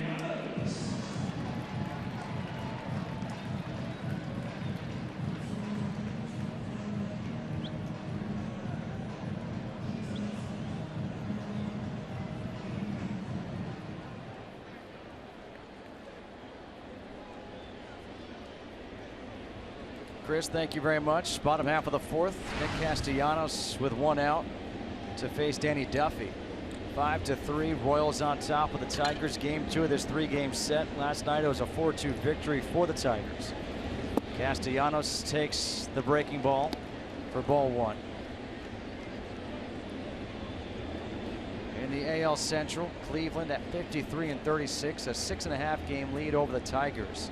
8 games over the White Sox and the Royals. But CJ, I wonder if you're in agreement with me. It seems like this is a strange year in baseball where there is no truly dominant team. Despite the records that we saw or the start that the Cubs got off to or what the Rangers have done, it seems like that each team has flaws, insignificant flaws. I think everyone thought the Cubs were going to be that juggernaut in the American League. We don't have that team this year, which is going to make the postseason very interesting. It's going to make these divisional races very interesting as well. Right now, the Cleveland Indians have held strong in this division in the Central, but the Tigers have the lineup to be able to get themselves back in this thing and make a run at those Cleveland Indians. Of course, the Kansas City Royals have the pedigree and what they've done over the last couple of years, and the great bullpen as well. The Rangers looked like they were about to be that team, and then they lost Yu Darvish, Colby Lewis, and Derek Collin. And when you lose 3/5 of your rotation, it's going to be pretty difficult to keep the pace, and that is exactly what has happened down in Texas. So you're absolutely right. It is an interesting year. Postseason is going to be really good, but there is no one team that you're looking at and saying that they cannot be beaten. Everybody has their holes, which makes these next couple of weeks leading up to the deadline very interesting. Well, that brings up the next point, right? Because all of a sudden these next couple of weeks become so big. And what happens, to me, the team to watch is the Yankees, because they have the chips that everybody wants. That back end of the bullpen can make or break the postseason for a bunch of different teams. And there's a little bit of dispute right now going on in New York, it sounds like, between their general manager and Brian Cashman, and what's going on above him and the ownership group saying we're not ready to sell, and Brian Cashman saying we're probably about ready to sell. Aroldis Chapman is one of those guys. Carlos Beltran, for me, both of those guys should be on the move. They're both free agents next year. It really starts to become more about, would you move Andrew Miller? Andrew Miller has 2 more years of control. He is one of the most dominating relief pitchers in all of baseball, and because he has the 2 plus this one, you get him for 3 playoff runs. He brings an incredible amount of value in a trade. The Cubs would like to have him. The Giants would like to have him. I mean, there's really not a team in baseball that's contending that would not like to have Andrew Miller. He is a difference maker. But if you go that route and you trade Miller, do you then go ahead and trade Betances as well? I don't trade all 3 of them, knowing that Aroldis Chapman is not going to be back. If I dip into my guys that I have control over, which is Betances and Miller, I might consider trading one of them. I can't trade both of those guys. 2 balls and 2 strikes here to Castellanos. A look at the standings in the AL East. Baltimore with a 1.5 lead over Boston. Toronto is 3.5 back. How about that record right there, though? The Yankees 2 games under 500. First time since 1995 that they have been under 500 after the All-Star break. It is that kind of time right now for the New York Yankees, and fans aren't enjoying it, but I think their smart fans understand it, and they understand that this team is most likely going to sell some pieces off at the deadline, and I think they get it. Brian Cashman has been trying to get this team younger. He's been working on it. Didi Gregorius, Starlin Castro, they're getting there. Greg Bird will be back next year and be an impact guy, and as they start to shed contracts like CC Sabathia, Mark Teixeira, Alex Rodriguez, at some point they're going to start to have some money to spend again as well, but they want that combination of young and some freed up money, and that's how they become contenders again. 2 balls, 2 strikes to Castellanos. Perez asking for it down low. Change up in the air, shallow center. Dyson coming on at that great speed. Gets to it fairly easily. 2 away. I think about, I mentioned it earlier, this is going to be a completely different feel at the deadline. The Boston Red Sox already struck in getting Drew Pomeranz. Drew Pomeranz is having a really good year, but it's not top of the rotation. Yeah. He's been really good in San Diego. He's never pitched a full season as a starter. The innings are a little bit of a concern, but I think Dave Dombrowski is looking around the league and realizing it is a really thin market, so he decides to strike a little bit early, and they get an arm. I don't know if that's going to be enough. It's certainly better than what they have, but he's going to be a little bit of a different feel. You said the Yankees. I also look at the Oakland A's as probably the team that's going to be the most active. They have, as we see Al Avila there, the general manager of the Detroit Tigers. The A's, for me, have the most interesting pieces because they have Rich Hill. Potentially, they have Sonny Gray. They have Josh Reddick, potentially, another free agent who could be on the move if they cannot get an extension done, and it sounds like that's kind of hit a wall. And they have relievers that people would like to have. Not Andrew Miller, not Aroldis Chapman, but that next tier of guys. Sean Doolittle could be available. Ryan Madson could be available. John Axford could be available. Mark Zepchinski. So they could be very active at the deadline. Avila's skies 1 short. Escobar is there, and it's a 1-2-3 inning for Danny Duffy. We'll talk more about this when we come back. We played 4. It's 5-3 Kansas City.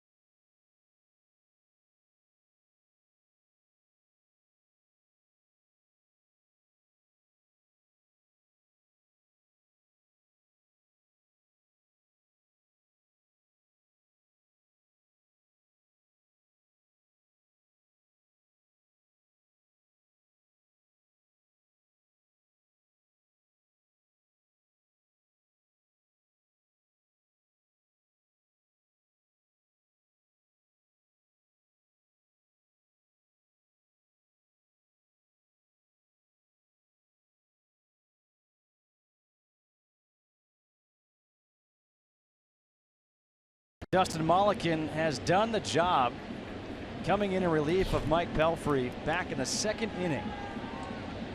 He came in with the bases loaded. His first pitch was a wild pitch that allowed a run to score, and since then he has settled things down. He throws a first pitch strike to Cheslor Cuthbert, who's 1 for 2.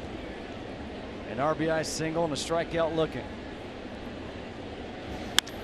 And now a ground ball through the hole on the left side for a leadoff single. So just like that, I have jinxed Dustin Mulliken. Well, he's done a good job up to this point, and this is another one of the more underappreciated jobs in baseball. We're talking about Ian Kinsler and being kind of an underappreciated player, but an underappreciated role will be that long man. It is such a difficult thing to do. You don't get regular work to sit around. And then when you do get work, the team expects you to go long and eat innings and try to keep your club in the ball game, and he's done a very good job of that so far. Now they can stretch him out a little bit because he has started at the minor league level. We've seen him get up to as many as 86 pitches earlier this year when he was in AAA Toledo. But he's probably getting close to the end here. They'd love to try to get him through one more inning, would be nice, but I don't think Brad Ausmus is going to push it, being that the score is so close. Kyle Ryan is warming up with the bullpen, the left-hander for the Tigers. Christian Colon at the plate, walked his last time up. RBI ground out his first time up. He takes a fastball in the outside corner for a strike.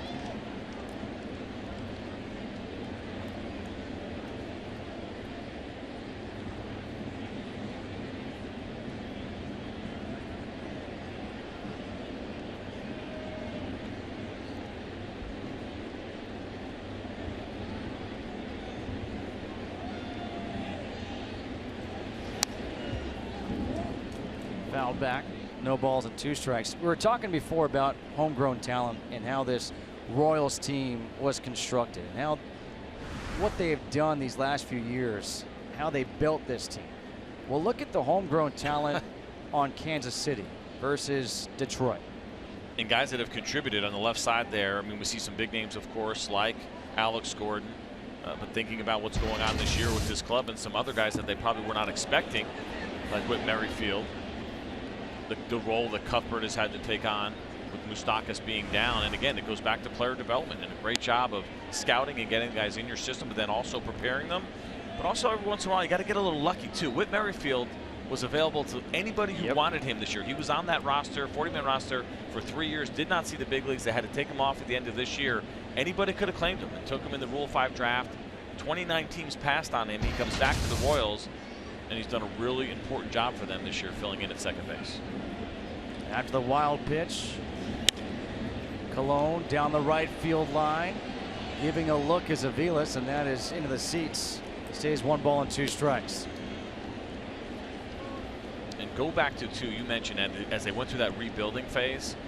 And remember when they kind of shocked the world when they traded Wil Myers. And every fan of the rebuild of the Kansas City Royals was furious. To bring in James Shields, to trade Wil Myers, did not go over well at all amongst Royals fans and amongst critics of the way that this rebuild was going. That was a watershed moment for this organization. That is when things changed and they let everybody know we're here to contend now. We are done rebuilding, and it is now time for us to start winning. And they bring in a good pitcher in James Shields, but also a guy with that winning personality, great in the clubhouse, and the message gets across. And all of a sudden now we are a couple years later and they got their ring. And by the way, the throw-in guy was Wade Davis. That's right. A lot of criticism for Dayton Moore when that happened, and they nailed it. And there is absolutely nothing anybody can say anymore about the way that they handled that situation, how they got things turned around in Kansas City. Up high with a fastball, 2 balls and 2 strikes. You know what? It's just a matter of how you build a team, right? Because think about the Royals. Let's be honest, they were bad for a long, long time. And everybody in Kansas City knows about it. And all of a sudden, 2013, they're starting to turn the corner. People can see it happening. 2014, they make that run with the wild card. They get to the World Series. They get to Game 7 of the World Series. Then last year, they win the World Series. Think about these Tigers. CJ, I don't have to tell you. You were on the Tigers. You know how bad things were here in Detroit. And then 2006, they make the World Series. They've been on a 10-year run where they have been in or near the playoffs virtually every year for 10 straight years. And their plan was a little bit different than what the Royals did. Yeah, they hit on draft picks like Justin Verlander, but it was great trades with Dave Dombrowski and what he did to get Miguel Cabrera in here, to get Max Scherzer in here via trade. Not easy to do. And then it became about the commitment from their owner, Mr. Ilitch, who wanted this ring so bad. He's had a lot of success with his hockey team here in Detroit, but he wants a World Series ring for the Tigers. He played minor league baseball, and this is his first love, and he's doing whatever he has to do to get it. Colon serves one into right field. Here comes Aviles up and throwing.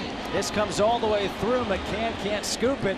It's an RBI single for Colon as Cuthbert scores, and taking second on the throw is Colon. Here comes Brad Ausmus. He makes the signal to the bullpen, and that is going to be it for Dustin Mulliken.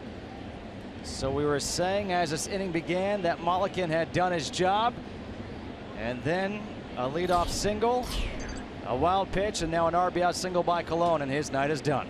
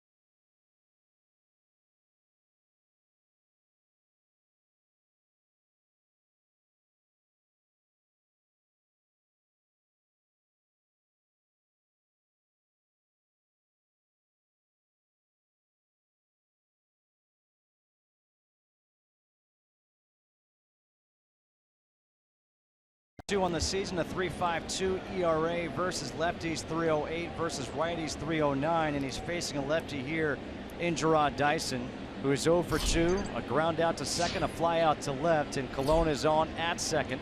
Nobody out here in the fifth.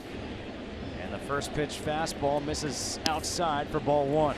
And a lot of times we talk about it's a good thing when you have even splits against coming out of a bullpen, lefties or righties, but not when obviously those numbers are up above 300. Kyle Ryan, a guy that they expect to be able to get those lefties out, and as you watch him pitch, you'll see him throw across his body.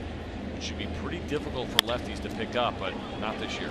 Pulled to right field. Aviles goes over to cut it off. Waved around is Colon, and that ball is cut off by Kinsler. And it's an RBI single for Jarrod Dyson. That run is charged to Mulligan, and it's now 7-3 Kansas City. I wonder about some miscommunication on this play as we see the pitch first to Jarrod Dyson. A comfortable swing on a ball that's away. Good level swing. Does a good job lining this ball into right field. But let's watch Ian Kinsler right here. I kind of wonder if he did not realize that there might have been a play to play. Look at the way that he received that ball, and then you see the runner go across. So either he mistimed it. A lot of times you got to do that in your head and have a feel for it, or he just assumed that he would not see Cheslor Cuthbert trying to score on that play. Colon trying to score there. So now Dyson certainly a threat to steal on at first, and Ryan throws over. Jarrod Dyson 12 for 15 on the season and stolen bases. And Alcides Escobar at the plate for the fourth time in tonight's game. A single, a walk, a run scored, and a ground out. And it's now back up to a 4-run lead for the Royals.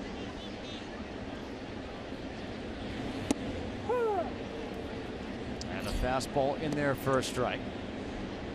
I was mentioning about Mr. Ilitch, the owner here of the Detroit Tigers, played in the minor leagues from 1952 to 1955, and that's where his passion from baseball comes. This is what he has always loved. He played in the Tigers organization in the minor leagues, also with the Yankees and the Washington Senators, but he has done everything he possibly can to try to make it happen here in Detroit.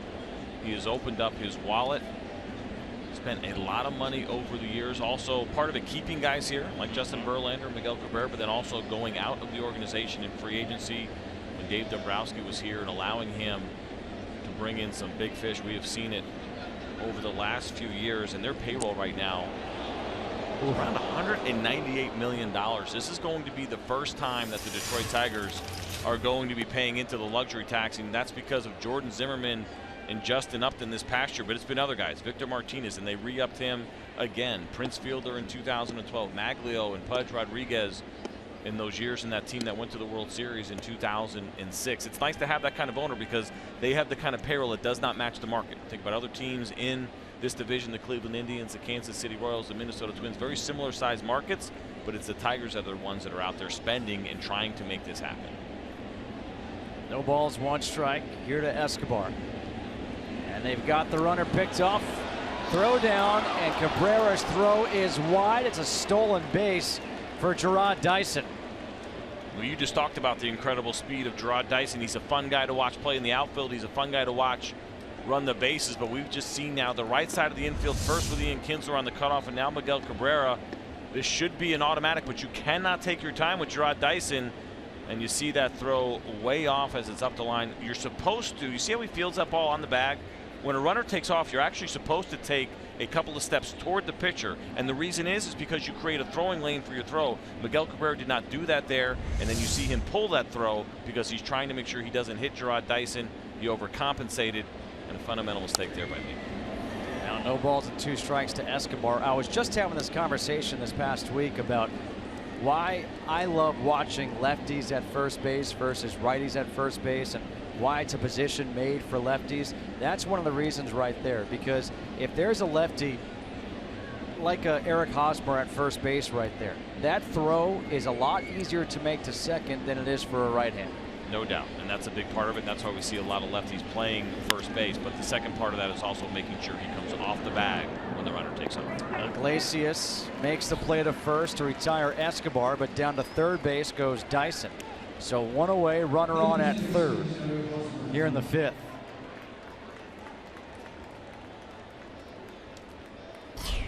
And that'll bring the infield in for Eric Hosmer. Justin Kutcher alongside C.J. Nitkowski here on FS1. Tigers and Royals, game 2 of this 3-game series. In game 1, it was a victory for the Tigers, 4-2. Game 3 of this series will be tomorrow, 1:10 p.m. Giordano Ventura against Michael Fulmer.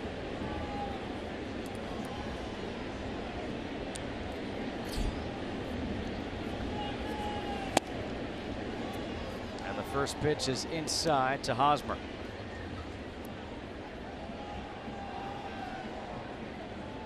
Eric Hosmer doubled back in the first, came around to score, walked in the second, flew out to center in the third.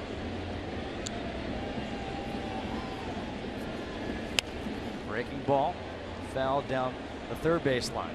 1 ball and 1 strike.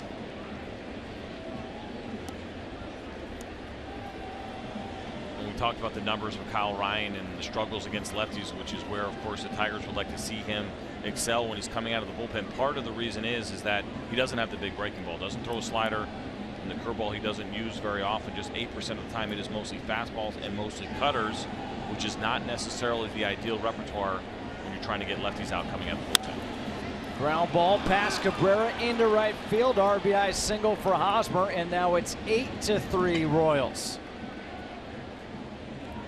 50th RBI of the season for Eric Hosmer.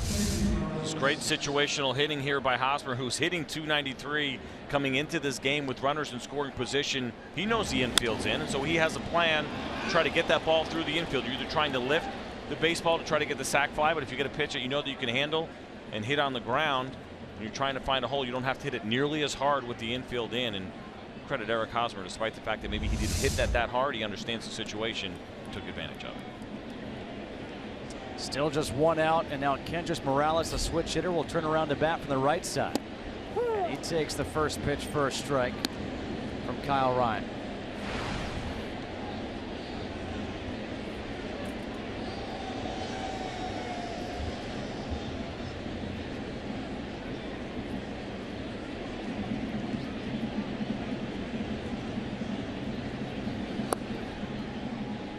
Inside. 1-1.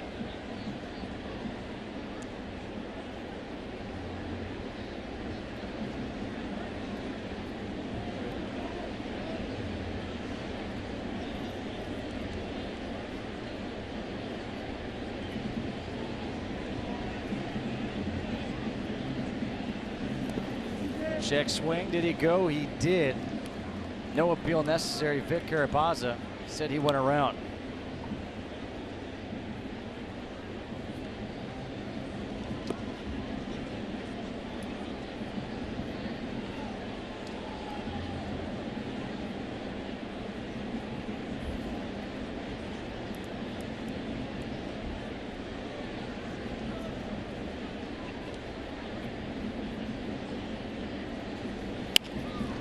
Slow ground ball to short. Iglesias gets to second for 1, over to first in a 6-4-3 inning-ending double play. But 3 runs do come across in the inning. It's 8-3 Royals through 4.5.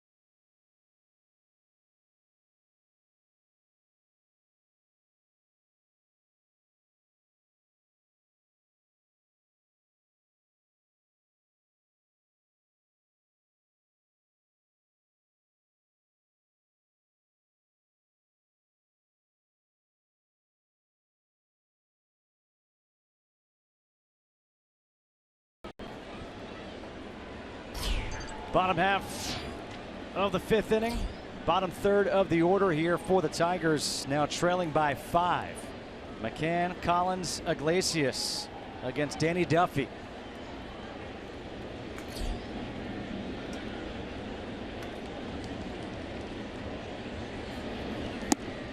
Fastball in the outside corner to McCann, who struck out his first time up.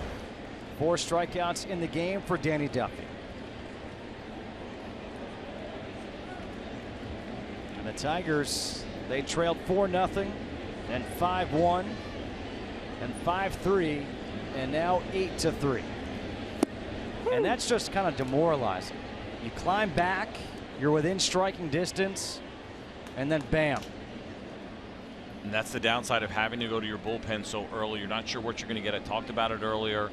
Thinking about the long man and what a difficult role that can be. But Dustin Mulliken did a good job. Maybe went a little bit too far in a couple of batters that ultimately ended up coming around to score in that last inning. And you're absolutely right. It becomes deflating because you're trying to climb back in. Ian Kinsler's been so good in this game offensively, providing all of the offense for the Tigers and doing a good job of trying to get that momentum to swing the other way. But they have been unable to hold that. They'll try to get back in this again, but Danny Duffy looks to be getting settled in here right now for the Royals. And there is the 5th strikeout for Duffy. 2nd time he's got McCann. Time for a game break. Let's go back to Chris Myers.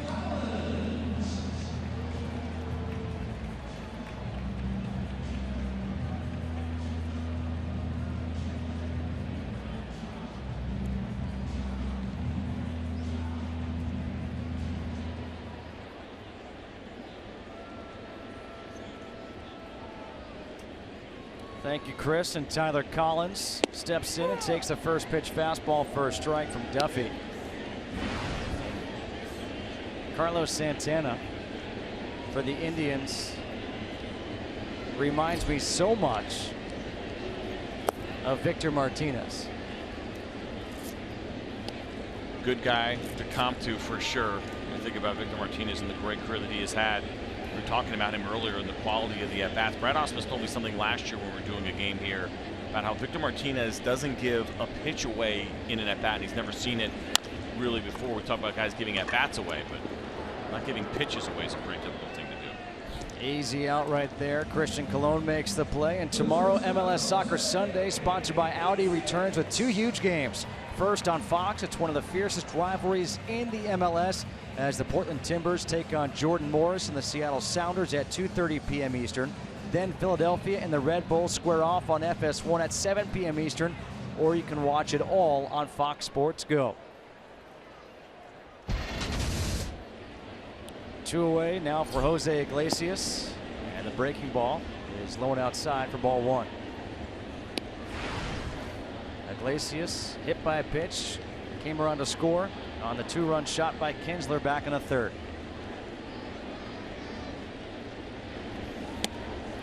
Fastball is outside. We talked a lot this year. We have talked a lot about the emergence of the shortstop position, how it's kind of been almost a renaissance year with the great shortstops. It's starting to feel like that era when we saw Derek Jeter, Alex Rodriguez, Nomar, Miguel Tejada all kind of coming into the game at the same time. Well, now it's Carlos Correa. Xander Bogaerts is having an MVP type of season. Corey Seager out in LA. There's so many good shortstops in both leagues, but Jose Iglesias sometimes I think also gets a little bit looked over. He's not having the monster year offensively, but he is so good defensively. He's had some good offensive years in the past, and almost seems like he's the old man of the group at 26. I mean, people forget sometimes how young he really is, but also a very good shortstop, maybe not getting the recognition because there's so many good ones at the position this year. That's inside. So he reaches base for the 2nd time tonight. Once hit by a pitch, this time via the walk. And that'll bring up Ian Kinsler. For Iglesias, I think it's more the fact that the other shortstops are all around great players. He is known more for his glove than he is for his bat, whereas this guy, Ian Kinsler, he is a guy who can do it with both his glove and his bat. At second base, he's got himself a double, a 2-run home run. Snap throw back to first Don't forget, though, Iglesias last year in All-Star hit 300 with a 347 on base, and I think that's where you started to see it. And we knew about the glove, and he had a pretty good year. But what were the power numbers? What were 2013. extra bases? And yeah, he's not a power guy. He only hit a couple of home runs, but he was getting it done. And I mean, look at like Francisco Lindor or Correa or Seager or you know, I mean, it's like, oh my gosh. It's been fun to watch. It really has been. And the glove guys that are okay offensively are just as fun to watch. Zach Cozart, great glove, and he's actually been better offensively than we're used to seeing. And he's got a little bit more power, but just been a great era right now. We're seeing it get started here with these good young shortstops around Major League Baseball. It's been fun to watch. 1 ball, 1 strike to Kinsler. Escobar, very good glove at shortstop for the Royals. A Gold Glover. Kinsler in the air, center field, playable for Dyson. And that'll do it here in the 5th. Danny Duffy is through 5. It's all Royals so far here on the Saturday night as they lead Detroit 8-3.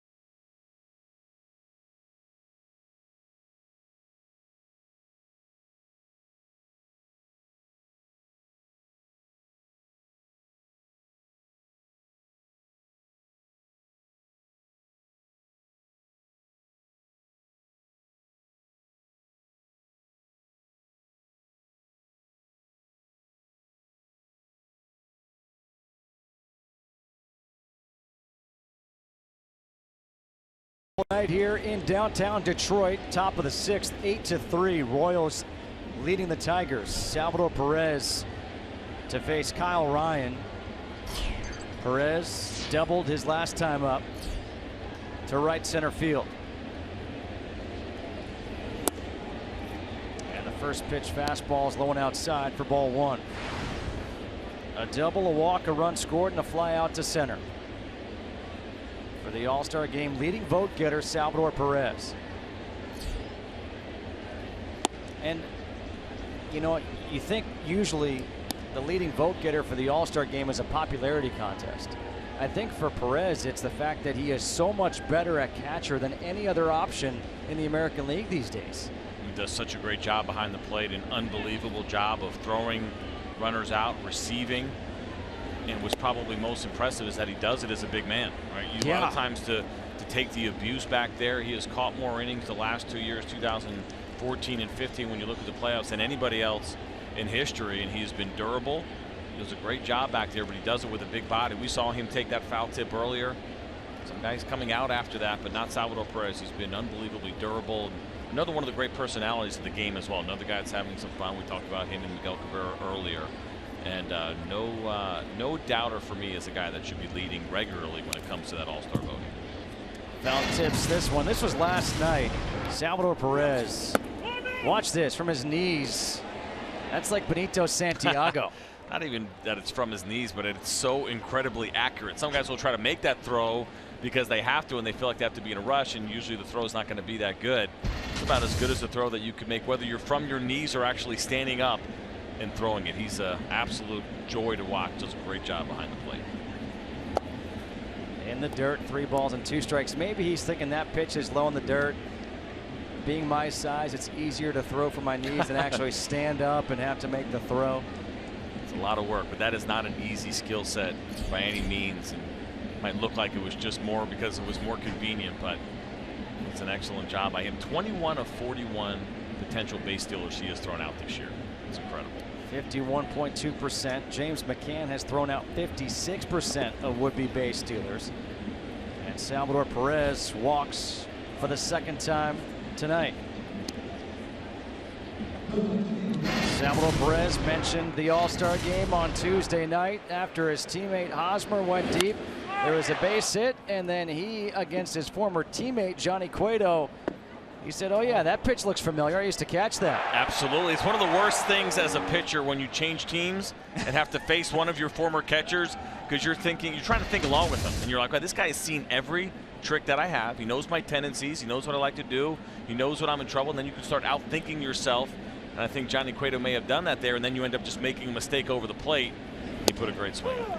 All right, so be honest, as Alex Gordon takes the first pitch strike, when you faced a former catcher, how nervous were you? It's not about being nervous. It's just a matter of overthinking the situation, which is pretty much my MO anyway, even if I'm not facing one of my former catchers. But I never had a lot of success. Brad Ausmus, who's the manager of the Tigers, of course, I played with. I faced him before we became teammates. Did not have to face him afterwards, but it's not a fun feeling at all. As you said, they've seen everything you have. They know what you like to do. They've seen your fastball, which is really important. We talk a lot of times when a guy comes from the minor leagues and people watch video all day long and they'll try to figure out. You never know what a fastball looks like until you actually get in the box and get a feel for it. Well, nobody has seen more than your own catcher. Low outside, 2 balls and 1 strike to Gordon. RBI single back in the first, a walk and a line out to first base. You mentioned as far as nobody has seen more than your catcher.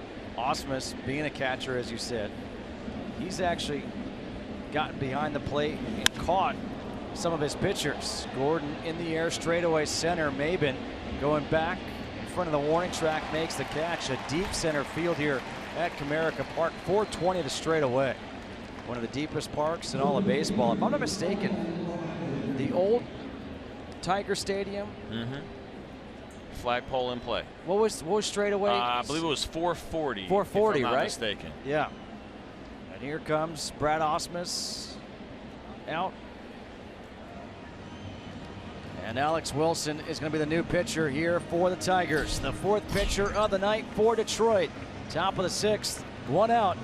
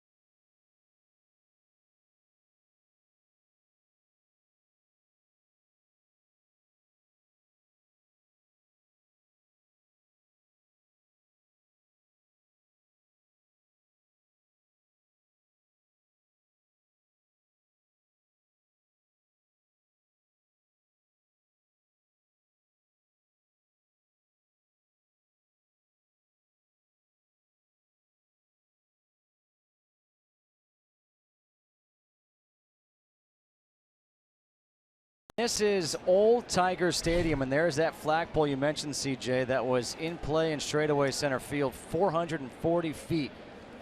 And this one used to be in play. No more. Much to the discouragement of the pitchers, and now you can hit a ball out there and actually be a home run instead of maybe a triple. You always like the bigger ballpark, so give up those couple of extra base hits in exchange for a few deep fly balls that turn into outs, which is nice, or maybe some potential home runs as we take a look at Alex Wilson and what he has done for the Tigers this year. I will tell you that any Tiger fan that is looking at that image and seeing the old ballpark and what it is emotional. The place was here for so long, and it's meant so much to so many people, so many Tigers fans, not just here in Detroit, but really around the entire country. It's an old ballpark, but a beautiful one, and one that is missed by many people. Paulo Orlando against Alex Wilson, right back up the middle for a base hit. First and second, one out here in the sixth. What was it like at that old ballpark? I loved it. It was so fun to go to. It was one of my favorite parks as a kid. I was a Yankee fan. Old Tiger Stadium was always my second favorite park. It always looked so cool on TV. And got to play there that final season. Also played in '95 and '96. And I always told people the history is, it just gets you every time. But when you're playing 81 games there a year, the amenities were obviously not in very good shape at that moment. But I was sad to see it go. I went back and visited the grounds last year, and it was cool to be back there and see the guys at the Navin grounds crew that were continuing to take care of the field. They went back and restored it after it kind of fell into ruins and did a really nice job. And now the city is taking over the Police Athletic League here in Detroit. But it was really cool because of the history and the submarine bullpen down the lines. This is something you'll never, ever see again. And some of the greatest seats in baseball they had there at, I think, Old Tiger Stadium. I mean, think about this stadium now. It's a beautiful ballpark, but how far away the upper decks are, just like they are everywhere else in Major League Baseball. Well, if you sat down, say, around third base or so on the upper deck, you were almost hanging over the field. It was such an incredible view. So much great history there as well in Old Tiger Stadium. It was a privilege to be able to play in that ballpark. Actually got to start the final night game there. Really? In Tiger Stadium when we closed it out for the weekend, which was a really cool moment for me and our team and our club, and to see it filled. We were a bad team, but it was getting filled at that point because fans wanted to say goodbye to Old Tiger Stadium, and it was really cool. Brad Osmus was a part of that team. Tony Clark, now the head of the Players Association, was a member of that team. Doug Brocail, now the pitching coach for the Texas Rangers, was a member of that team. It was a really cool moment. Lots of great memories for people that follow the Detroit Tigers in Old Tiger Stadium. 1-2 strikes here to Cheslor Cuthbert. 2 for 3 RBI single, a run scored back in the fifth, and a strikeout. The 1-2, ground ball back up the middle. Stepping on the bag and throwing to first base for a double play is Ian Kinsler. And that will end the inning. Nicely done by Gold Glove caliber second baseman Kinsler. We're through 5.5, 8-3 Royals.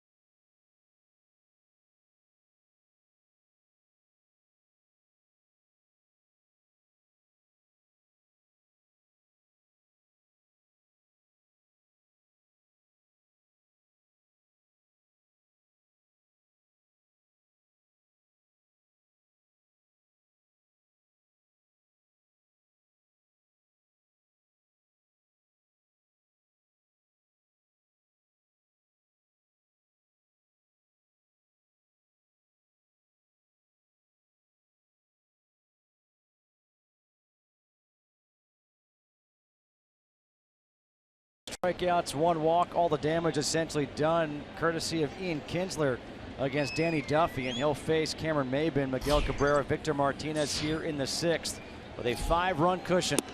And the first pitch, fastball's in there for a strike to Maybin, who had the RBI single back in the 1st, as he just kind of tossed a changeup, flicked a changeup out into center field to score Kinsler. Slider, low and inside, 1 ball and 1 strike.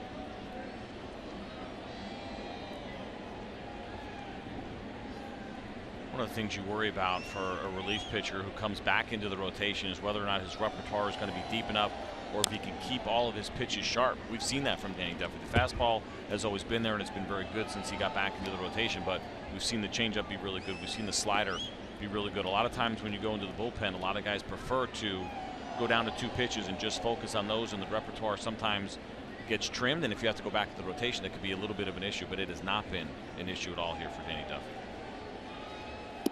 1-2 changeup, and he got him swinging. That strikeout number 6 for Duffy. And now greater coverage of baseball, sponsored by T-Mobile.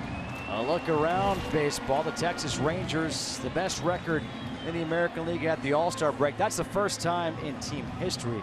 Giancarlo Stanton put on a show at the Home Run Derby, averaging a home run every 13 at-bats. And Madison Bumgarner, look at what this guy's doing. Forget about what he's doing on the mound. How about at the plate? He loves facing Clayton Kershaw. 2 home runs against him in his career. There are a lot of big league hitters who cannot say that, who have faced him multiple times.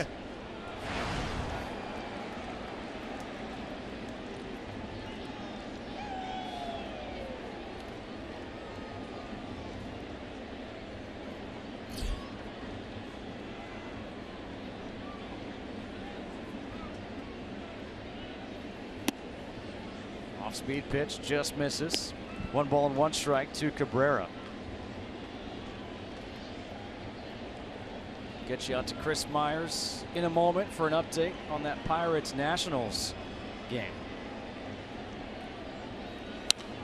Cabrera in the air, straightaway center field. Dyson on the warning track, and this ballpark will keep it in. So with that, a little scare, got the crowd up on its feet, and we'll go to Chris Myers for a game break.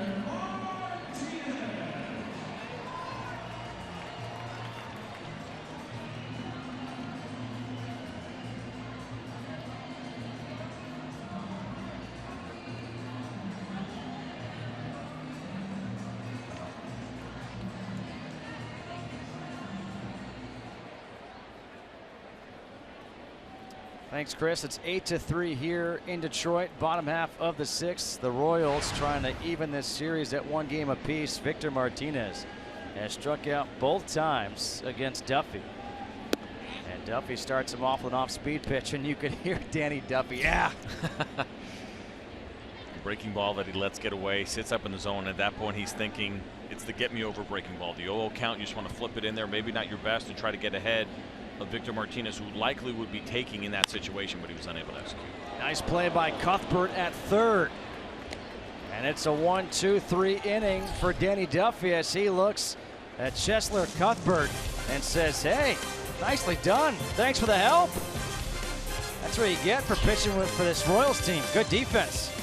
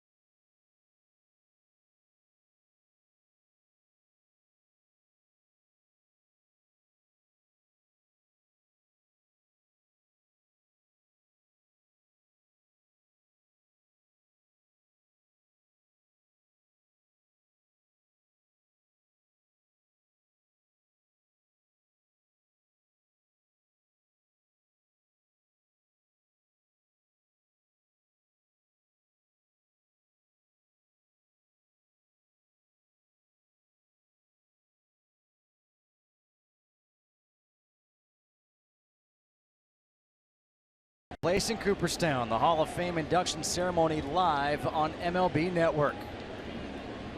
Top of the 7th, new pitcher for the Tigers. It is the flamethrower, Bruce Rondon. 3-1 in 8 games, a 3.72 ERA, 10 strikeouts, 3 walks, 9 2/3 innings. How about 3 home runs against righties this year? And the first pitch is down low in the dirt to Christian Colon. Colon, 1 for 2. A single, a walk, a couple of RBIs, 1 in the first, 1 in the 5th. And fouled straight back at 96. Bruce Rondon came up, a lot of hype, able to pump that fastball up over 100 miles per hour. Then had Tommy John surgery, missed all of 2014. Good tight breaking ball there. A lot of high expectations for Bruce Rondon. You mentioned the great fastball that he has, and they had wondered, could he be the guy that takes over in the closer role, and had some issues, and injuries were part of them. But last year he got sent home at the end of the season, late September, and the phrase that the Tigers used, and I would have guessed this might have been a little bit of an attempt to embarrass him and maybe send a message, was lack of effort was the reason that he was taken off, or off the 25-man roster at that point in September. So it's expanded rosters, but essentially sent home with the minor league season being over. I think they believe maybe that message was received. There's a lot of upside with this guy. The Tigers want to make sure that he was giving his best effort. Did not see it. Decided to send him home last year with just about a week left in the season. There was a slider, and you can see the stuff that he has. It's exciting, and he can be impacted. This is a guy that with that kind of stuff can generate a great number of strikeouts. We've talked about the great relievers in the American League earlier tonight. Some guys that might be on the move, and Aroldis Chapman, Dylan Kansas, Andrew Miller, Craig Kimbrel, all the great strikeout guys. He has that kind of stuff, and that's what they want to see from him, and be able to use him in bigger situations and count on him to give that best effort every time out. Quickly 2 up, 2 down here in the 7th as Dyson grounds out to first. You see a guy like Rondon, big guy, hard thrower. 2016, 10 years since that 2016 went to the World Series, and this year, throughout the year, the Tigers are bringing different players back from that 2016. Tonight they've got Brandon Inge here in attendance, signing autographs. Was on a pregame show here. That's in the dirt. 58-footer, 1 ball, no strikes. Think back to that 06 team. You know who was dominant out of the bullpen that year? Joel Zumaya. That's right. Another great arm, who unfortunately ran into some issues as well. Injury issues, a freak accident that he had in his garage, if memory serves, and just never know. Trying to find the consistency and staying healthy. Not an easy thing to do, but you're right. He was hugely impacted at that time and looked like a guy who was headed for an extended, long, bright future coming out of that bullpen for the Tigers. When he'd hump it up to 102, 103 with a nasty curveball in that division series against the Yankees, made Alex Rodriguez, Sheffield just look silly. 2-0 in the air, hit well by Escobar. Maybe just got under it. Room for Collins, and a 1-2-3 inning for Bruce Rondon. It's stretch time at Comerica. 8-3 Royals.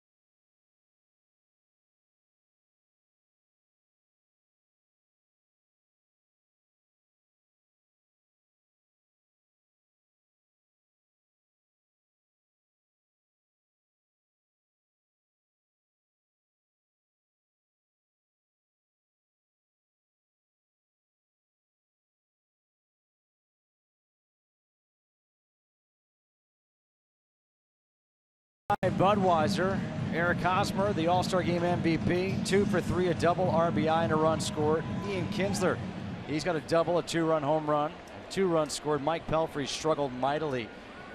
An inning and 2/3. 4 hits, 5 runs, 4 walks. And Danny Duffy, he is now working into the 7th inning, facing Nick Castellanos, Mike Aviles, and James McCann. Castellanos 0 for 2, a ground out to third and a fly out to center.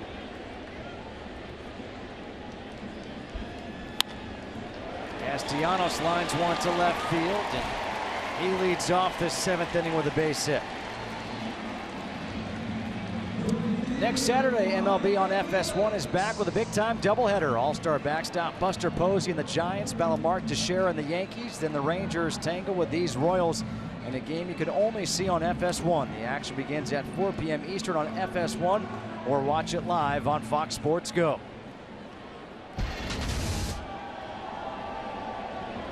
Leadoff single for Castellanos brings up Mike Aviles. And Aviles takes the pitch outside for ball 1. He is 0 for 2, a ground out to third, a pop out to short. Aviles getting a start in right field. He fouls this one back. I think this is an important time here in the game for the Detroit Tigers. They want to try to get back in this thing, trailing by 5. You see the pitch count there for Danny Duffy as he gets ready to approach 90.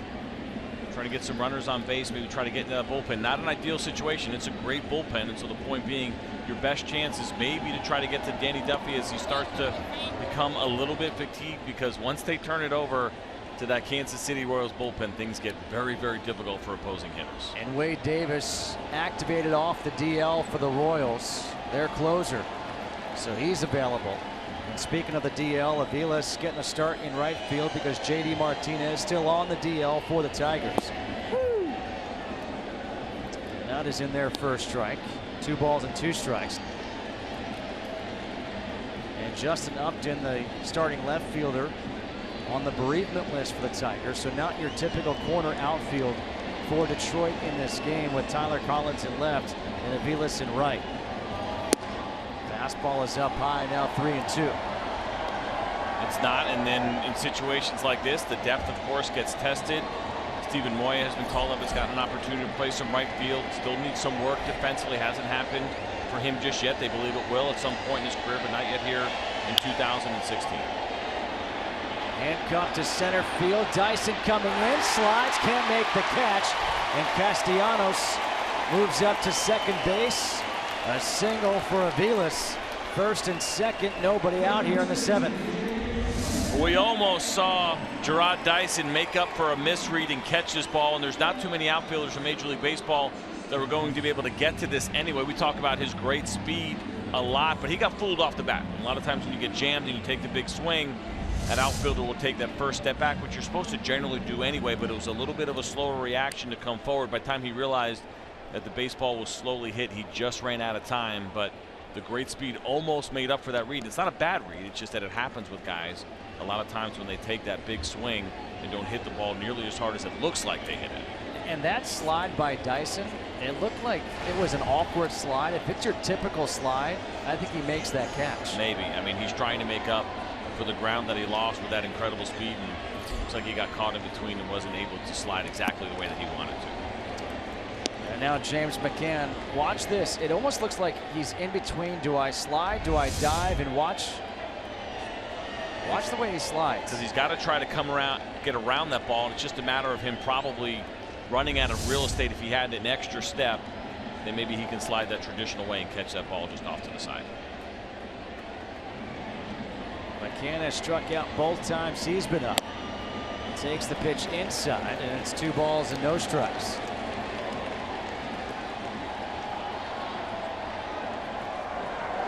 Royals bullpen finally busy. Peter Moylan is throwing out there in the pen for Kansas City.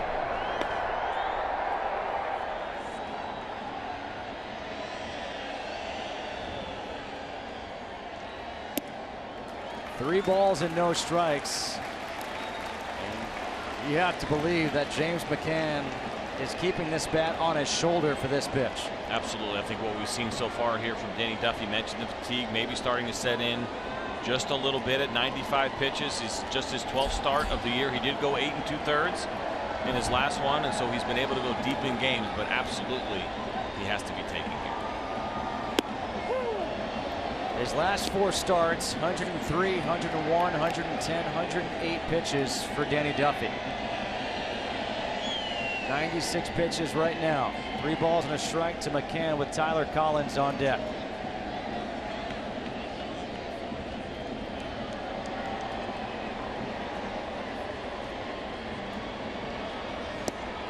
On the inside corner, good pitch, 3-2. James McCann obviously did not like that one as he looks back. Home plate umpire Vic Carpazza. When you see the fastball, it's actually a 2-seam fastball across the seams. He thought it was up and in, probably a good call, but nevertheless, it's still a good take because he's not going to do much with that ball in a 3-1 count. It's still a hitter's count. You can be a little bit more patient. So he was wise to let that one go, but sometimes you look back there and say something to the umpire in the hopes that if that pitch gets thrown again, or if it's a little bit closer, that maybe you get that call go your way instead. The payoff pitch. Fouled off of Perez. We'll do it again at 3-2.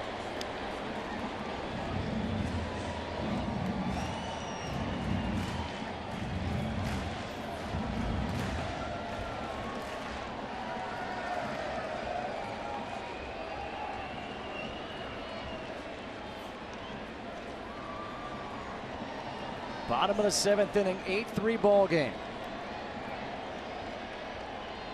Another 3-2 pitch. McCann, did he go? He did, says first base umpire DJ Rayburn. Strikeout number 7 for Danny Duffy, out number 1 here in the 7th. And zero hesitation from the first base umpire. You mentioned Rayburn. We'll get to see it here, and you see the barrel go across. And absolutely, James McCann offered at that pitch. We get a great angle here. We get to see it.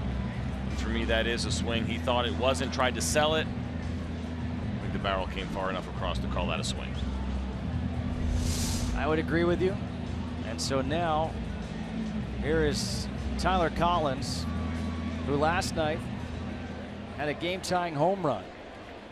And tonight he comes up lefty against Danny Duffy. He's 0 for 2, flew out to left and grunted out to second base.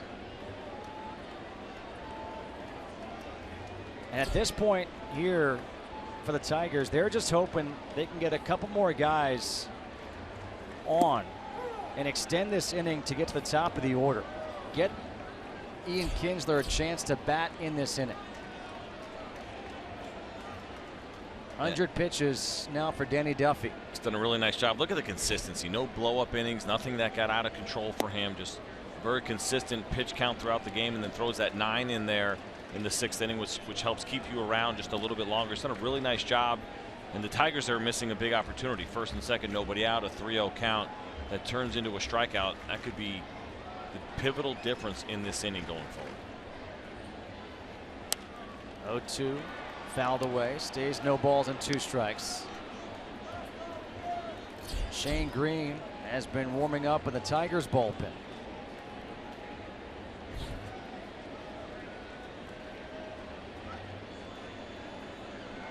It was an easy, efficient inning for Bruce Rondon in the top half of the inning for Detroit.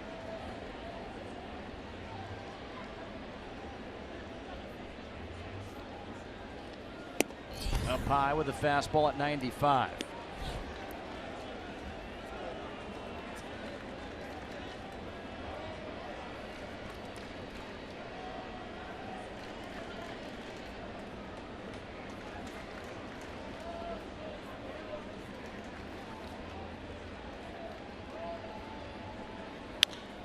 Ground ball right side through the hole.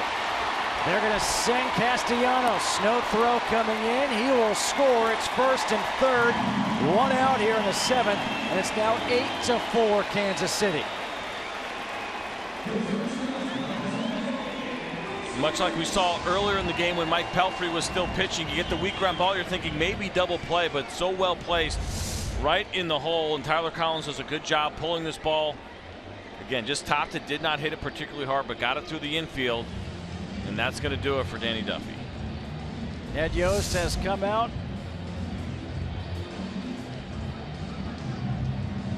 And Ned Yost has made the call to the bullpen. Runners on the corners, bottom half of the 7th. 8-4, and Moylan is coming in.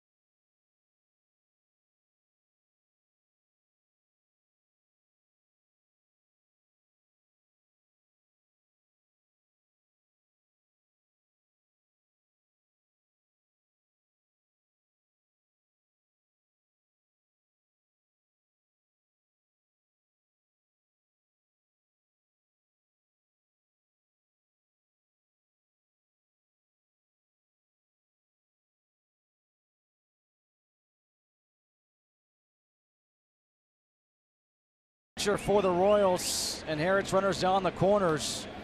One out, bottom of the 7th, and Jose Iglesias at the plate. And he spins the first one in there for a strike, 0-1. Moylan's got that funky sidearm delivery, and the idea here with one out is to try to get that ground ball with the runner at first base. Does a great job, 59% ground ball rate. He is the perfect guy to bring in this situation. Everyone loves having one of these guys in their pen, the guy that can get you the ground ball and the double play when you need to get out of a jam. The numbers on Moylan this year: 2-0, a 2.95 ERA in 16 games.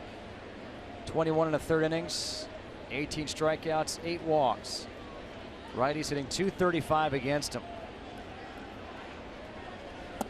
You see those lefties at .333, almost 100 points higher. Not a surprise. Whenever you get the side armors, more often than not, the opposite-handed hitter is going to have a much better look at that ball. They see it coming in really well, and unless you have that really good, devastating changeup from the side, it becomes difficult to neutralize for a right-handed submariner or side armor left-handed hitters. Trying to shoot one the other way was Iglesias, fouls it away, 1-2.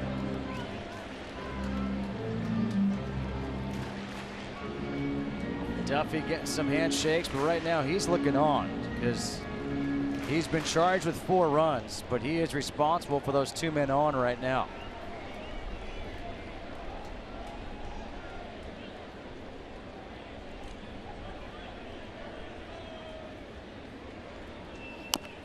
Ooh.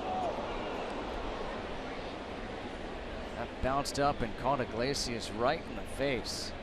It's that heavy 2-seam fastball. It's got such great late movement on it. You throw it down and into a righty. Watch the movement here as the ball goes down, and that's why he gets the ground ball. So many guys hit the top half, and luckily that ball caught the helmet first and then caught him on the nose. Maybe lessens the impact just a little bit. Had it caught him straight from the ground to the face, that would have hurt a little bit more. That trainer Kevin Rand came out with Ausmus to take a look at Iglesias, and he's okay.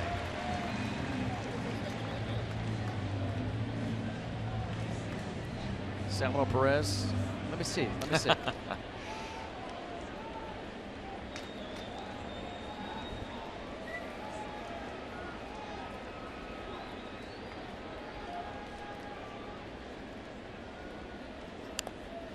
Foul tipped, just barely.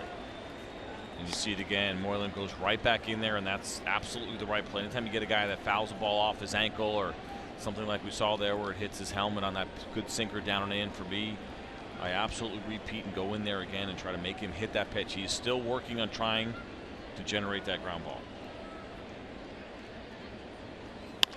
He gets the ground ball. Escobar will step on the back, throw to first, and there it is.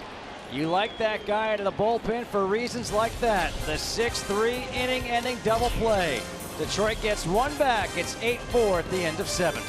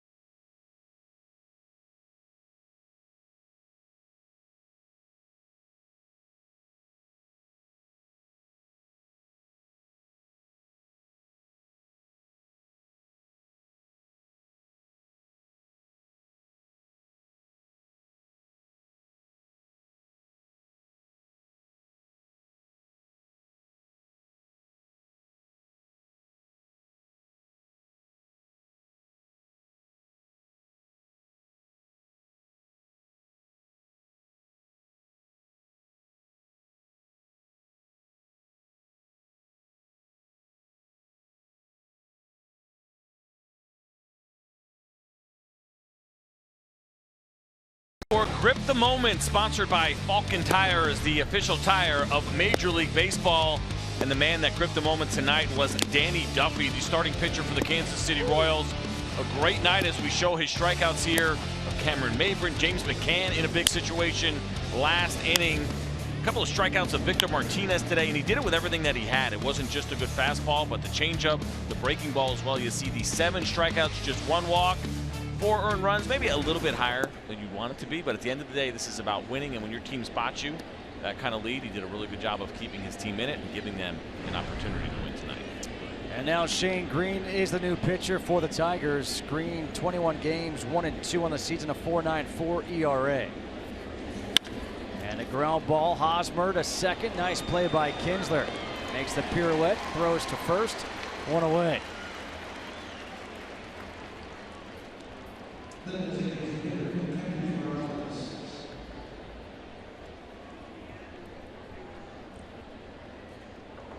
Shane Green, of course, came up with the New York Yankees, was traded over here to the Detroit Tigers a year ago, and I liked the trade for the Tigers. I liked what I saw from him 2 years earlier. Thought he could be a guy that could come over here and help in the rotation. Got off to a great start. First 3 starts were outstanding last year, and then he started dealing with some inconsistency, some injury issues.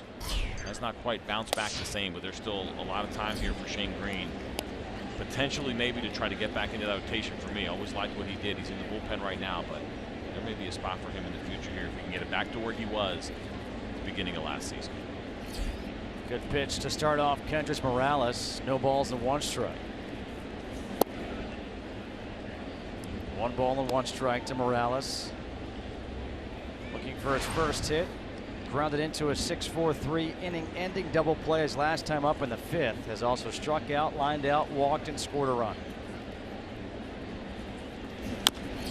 Chopper, second, charging.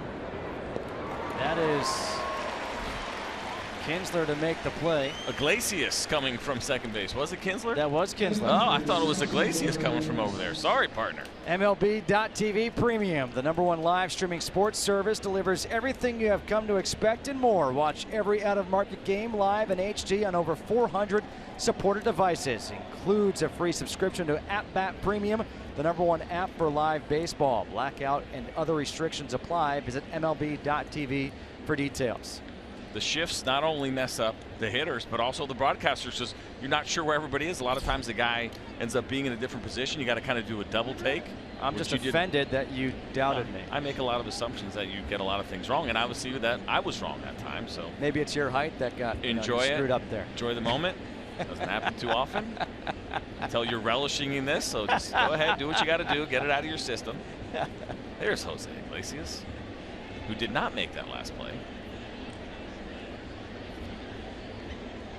Salvador Perez. He takes the fastball for a strike. That just reminded me when you said, there's Jose Iglesias, who did not make the last play of Adam Sandler's Hanukkah song. O.J. Simpson, not a Jew. But guess who is? Hall of Famer Rod Carew. That's right. Missing inside. 1 ball and 1 strike.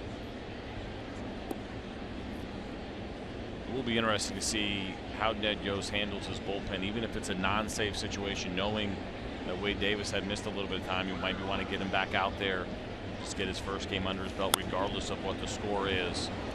You take that time off, even if you go rehab, whether you rehab or not, but you miss a significant amount of time. Nothing matches the intensity and the adrenaline of pitching in a major league game. And so I got to think, for me, if I'm running this club right now, non-save situation or a save situation, Wade Davis has got to get the ball tonight. 1 ball, 2 strikes here to Perez. That pitch just missing, 2-2.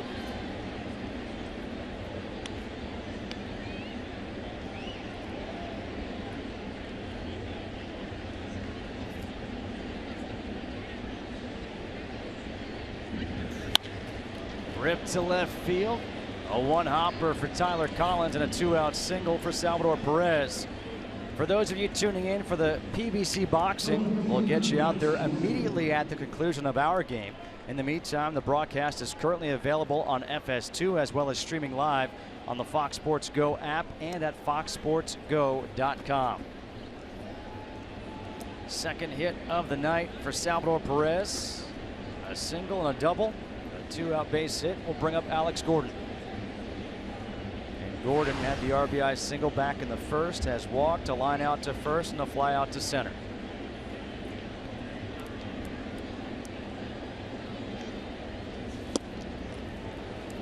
Is that a slider or a cutter? That velocity, and you look at the break, for me, that plays like a cutter. Now, a lot of times you'll get pitchers that will call it something else because they want it to be. It might be more of a slider grip. That looks a little bit more like a slider spin, but did not get a ton of break out of it. So it could be a small slider or a slightly bigger cutter, but the effect is just the same, especially when you go right-handed pitcher versus the lefty. That's what you're looking for. You want to keep that ball above the belt. You want slight cut on it. You want running it on the hands of those lefties. Very difficult to get to that unless you're cheating or looking for it as a left-handed hitter. 0-2 here to Gordon.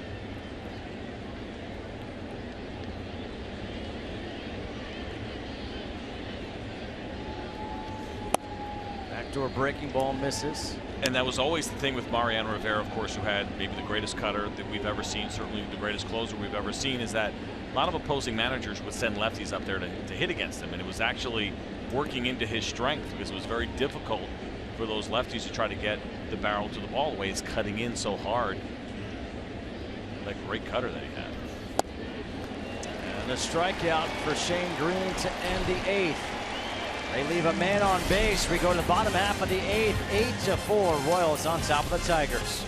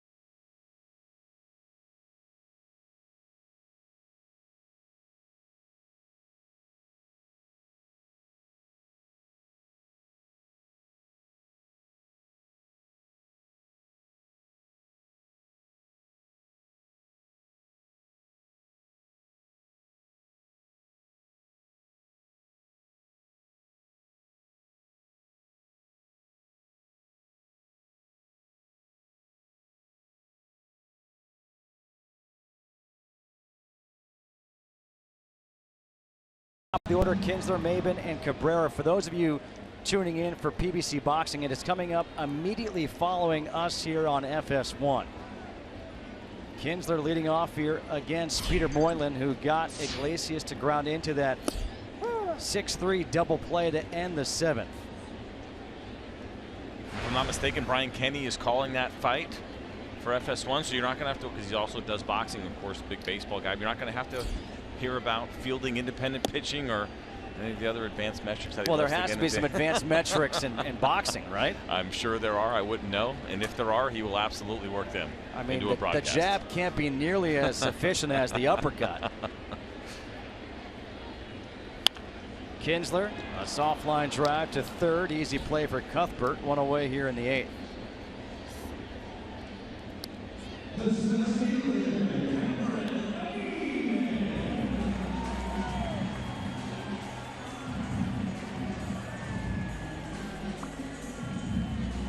Cameron Maben, RBI single back in the 1st, has lined out to left and struck out since.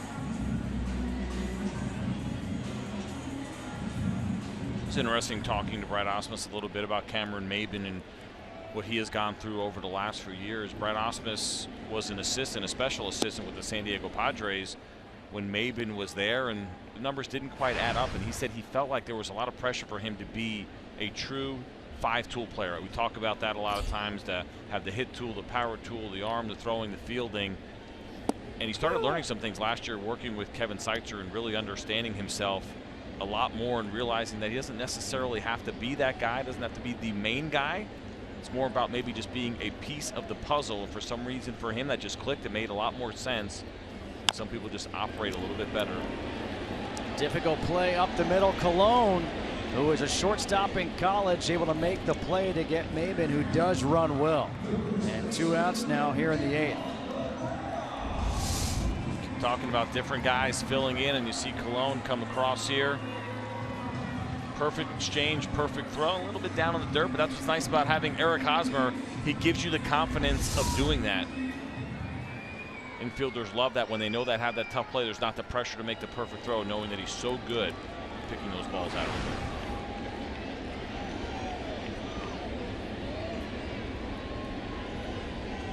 Miguel Cabrera steps in. It's funny, you know, Cameron Maben was drafted by the Tigers. He was traded to the Marlins along with Andrew Miller for the guy at the plate right now, Miguel Cabrera and Dontrelle Willis. Right back up the middle for a base hit for Cabrera, his first hit of the night. But that is how highly sought after Cameron Maben was, as was Andrew Miller as a starter back then.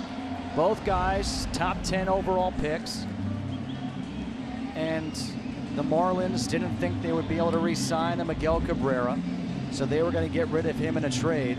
And Dontrelle Willis at that time, he was kind of like the throw-in, and the Tigers thought they could rediscover something with Dontrelle. But Cameron Maben, I mean, this guy was supposed to be a 5-tool guy. It's a lot of pressure. It's a lot of hype to try to live up to. Like I said, I think for him, once he realized he didn't have to be the guy on the team, he was able to figure it out, and he has really blossomed here the last 2 years. Cuthbert made the play from shortstop to retire Martinez. We go to the 9th here in Detroit, 8-4 Kansas City.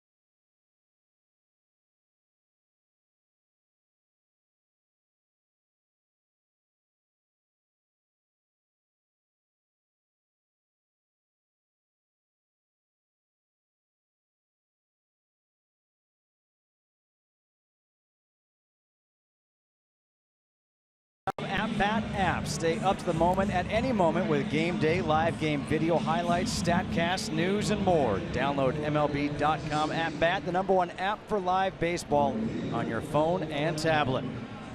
Top of the 9th inning. A new pitcher for the Tigers. It is Mark Lowe. The numbers aren't what you would like. A 10.05 ERA in 33 games, 28 2/3 innings. 24 strikeouts to 11 walks. Righties hitting .406 against him.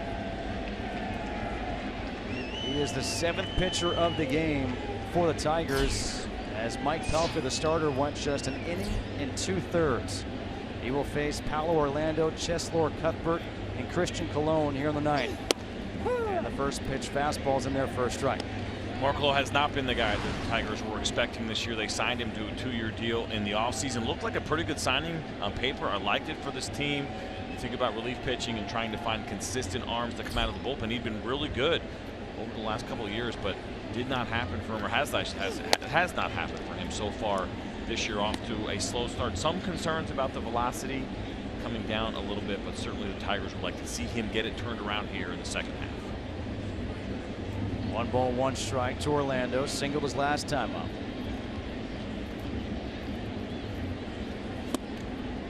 Swing and a miss. 1-2.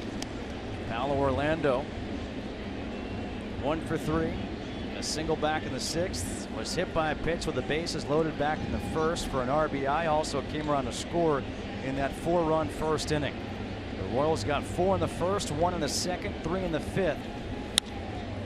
In the air, center field. Maben coming in and makes the catch for the first out. One of the big issues for Mark Lowe has been the long ball. 10 home runs allowed already this year. That ties him for 2nd amongst Major League relievers. There's 3 guys that actually have 10. Casey Fien has 12 allowed in 35 innings. But of the guys that have allowed 10 or more, Mark Lowe easily has the least amount of innings. He's done it in just 28 in 2/3 innings. So that obviously a big problem where hitters have been able to get lift, to get that ball in the air and drive it out of the ballpark. Cuthbert takes the first pitch in there for a strike. He's 2 for 4 RBI single. The single in the 5th came around to score.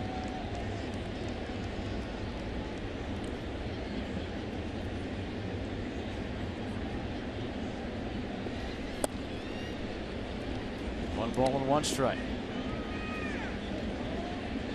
The Royals sent 9 men to the plate in that first inning.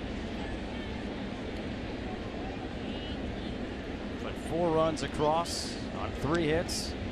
A couple of walks, a hit batter. Cuthbert in the air to left. Collins goes back a few steps to make the catch, and they're 2 away.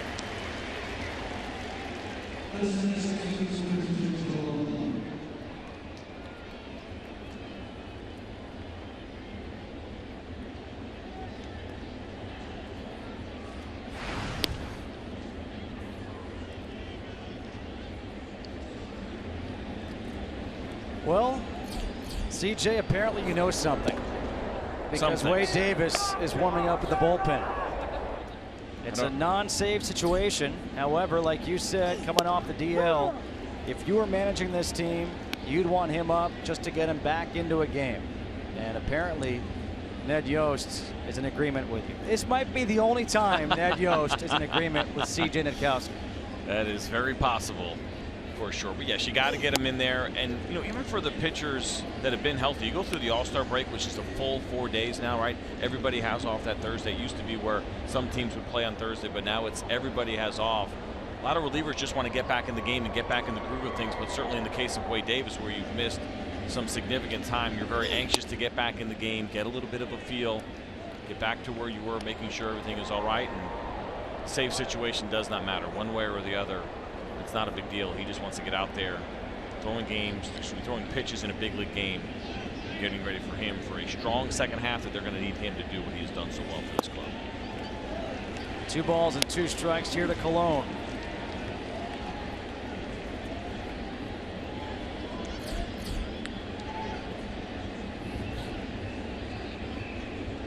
We heard Mark Lowe kind of humping up and grunting a little bit as he threw that last pitch. His average fastball velocity this year 92.5. A year ago, 95.5.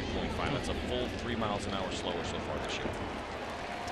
But he does work a 1-2-3 ninth. Wade Davis, fresh off the DL, says one more pitch, then I'm coming in.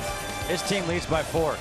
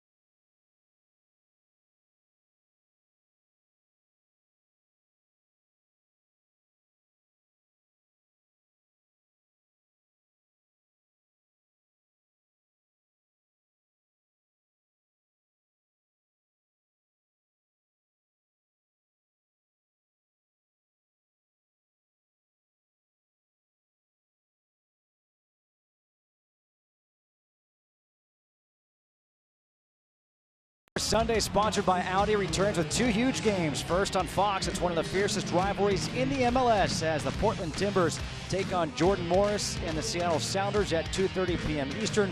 Then Philadelphia and the Red Bulls square off on FS1 at 7 p.m. Eastern, or you can watch it all on Fox Sports Go.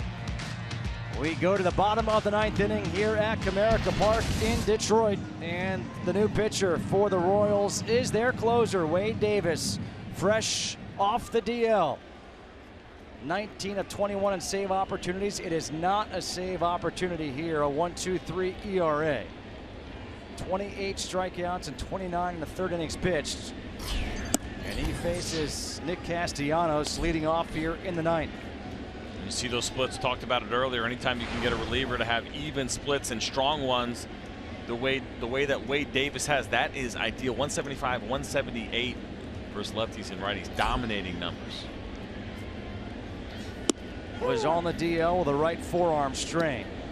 Last pitched on June 30th at St. Louis.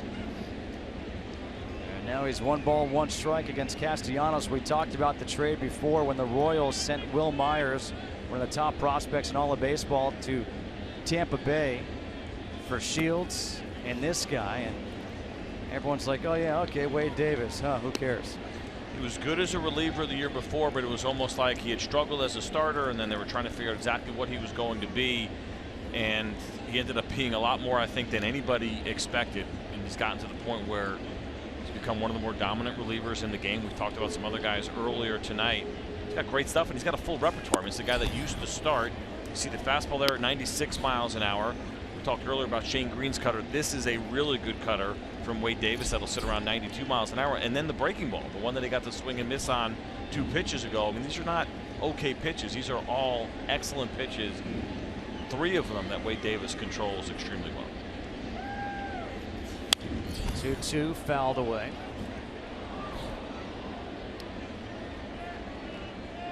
Castellanos singled and scored back in the 7th. Has also flown out to center and grounded out to second base.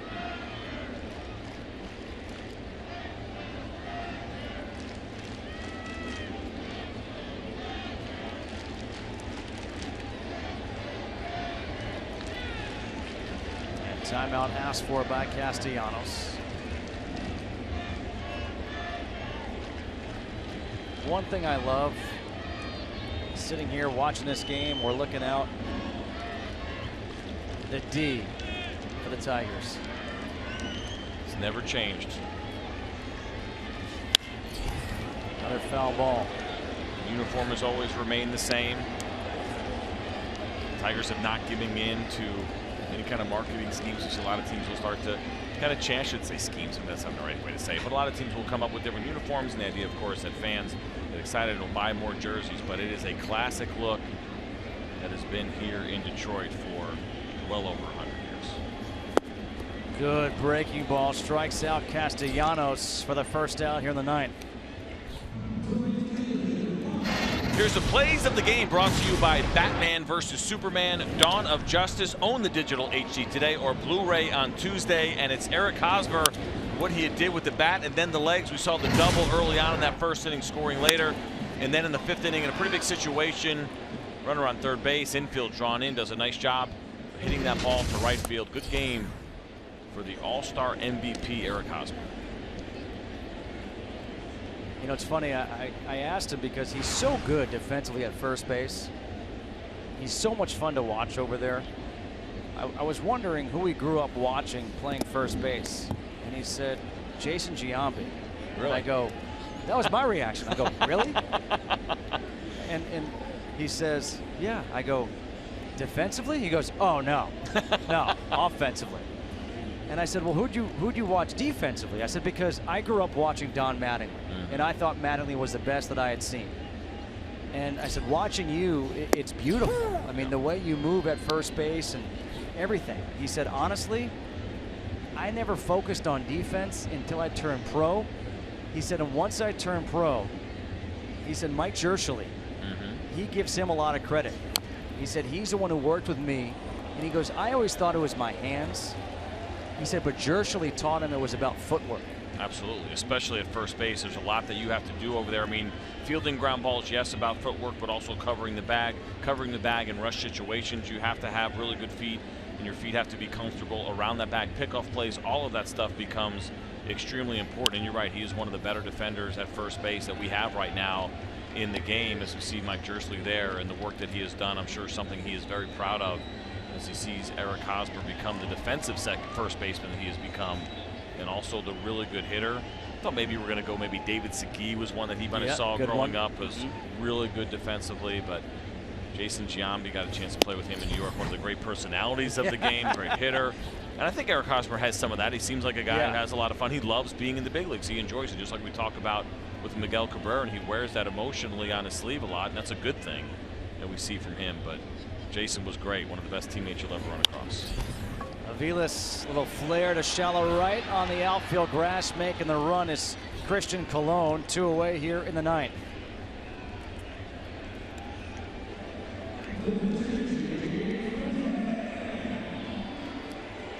The Tigers are down to their final out, and James McCann is the batter.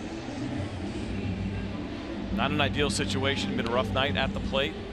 0 for 3 with 3 strikeouts for James McCann, and then you get Wade Davis in your final at bat. Not an ideal situation here for James McCann.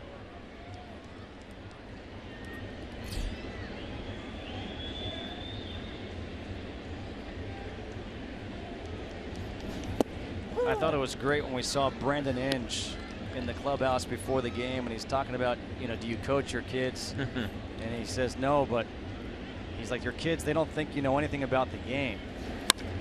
Ground ball to third base, this should do it. And he said, whenever I say something goes, what do you know? You struck out to end the World Series. Well, James McCann didn't strike out, but he grounds out to end the ball game. And that'll do it as the Royals take this one by the score of 8-4. Last night it was 4-2 Tigers. Tonight it's 8-4 Royals.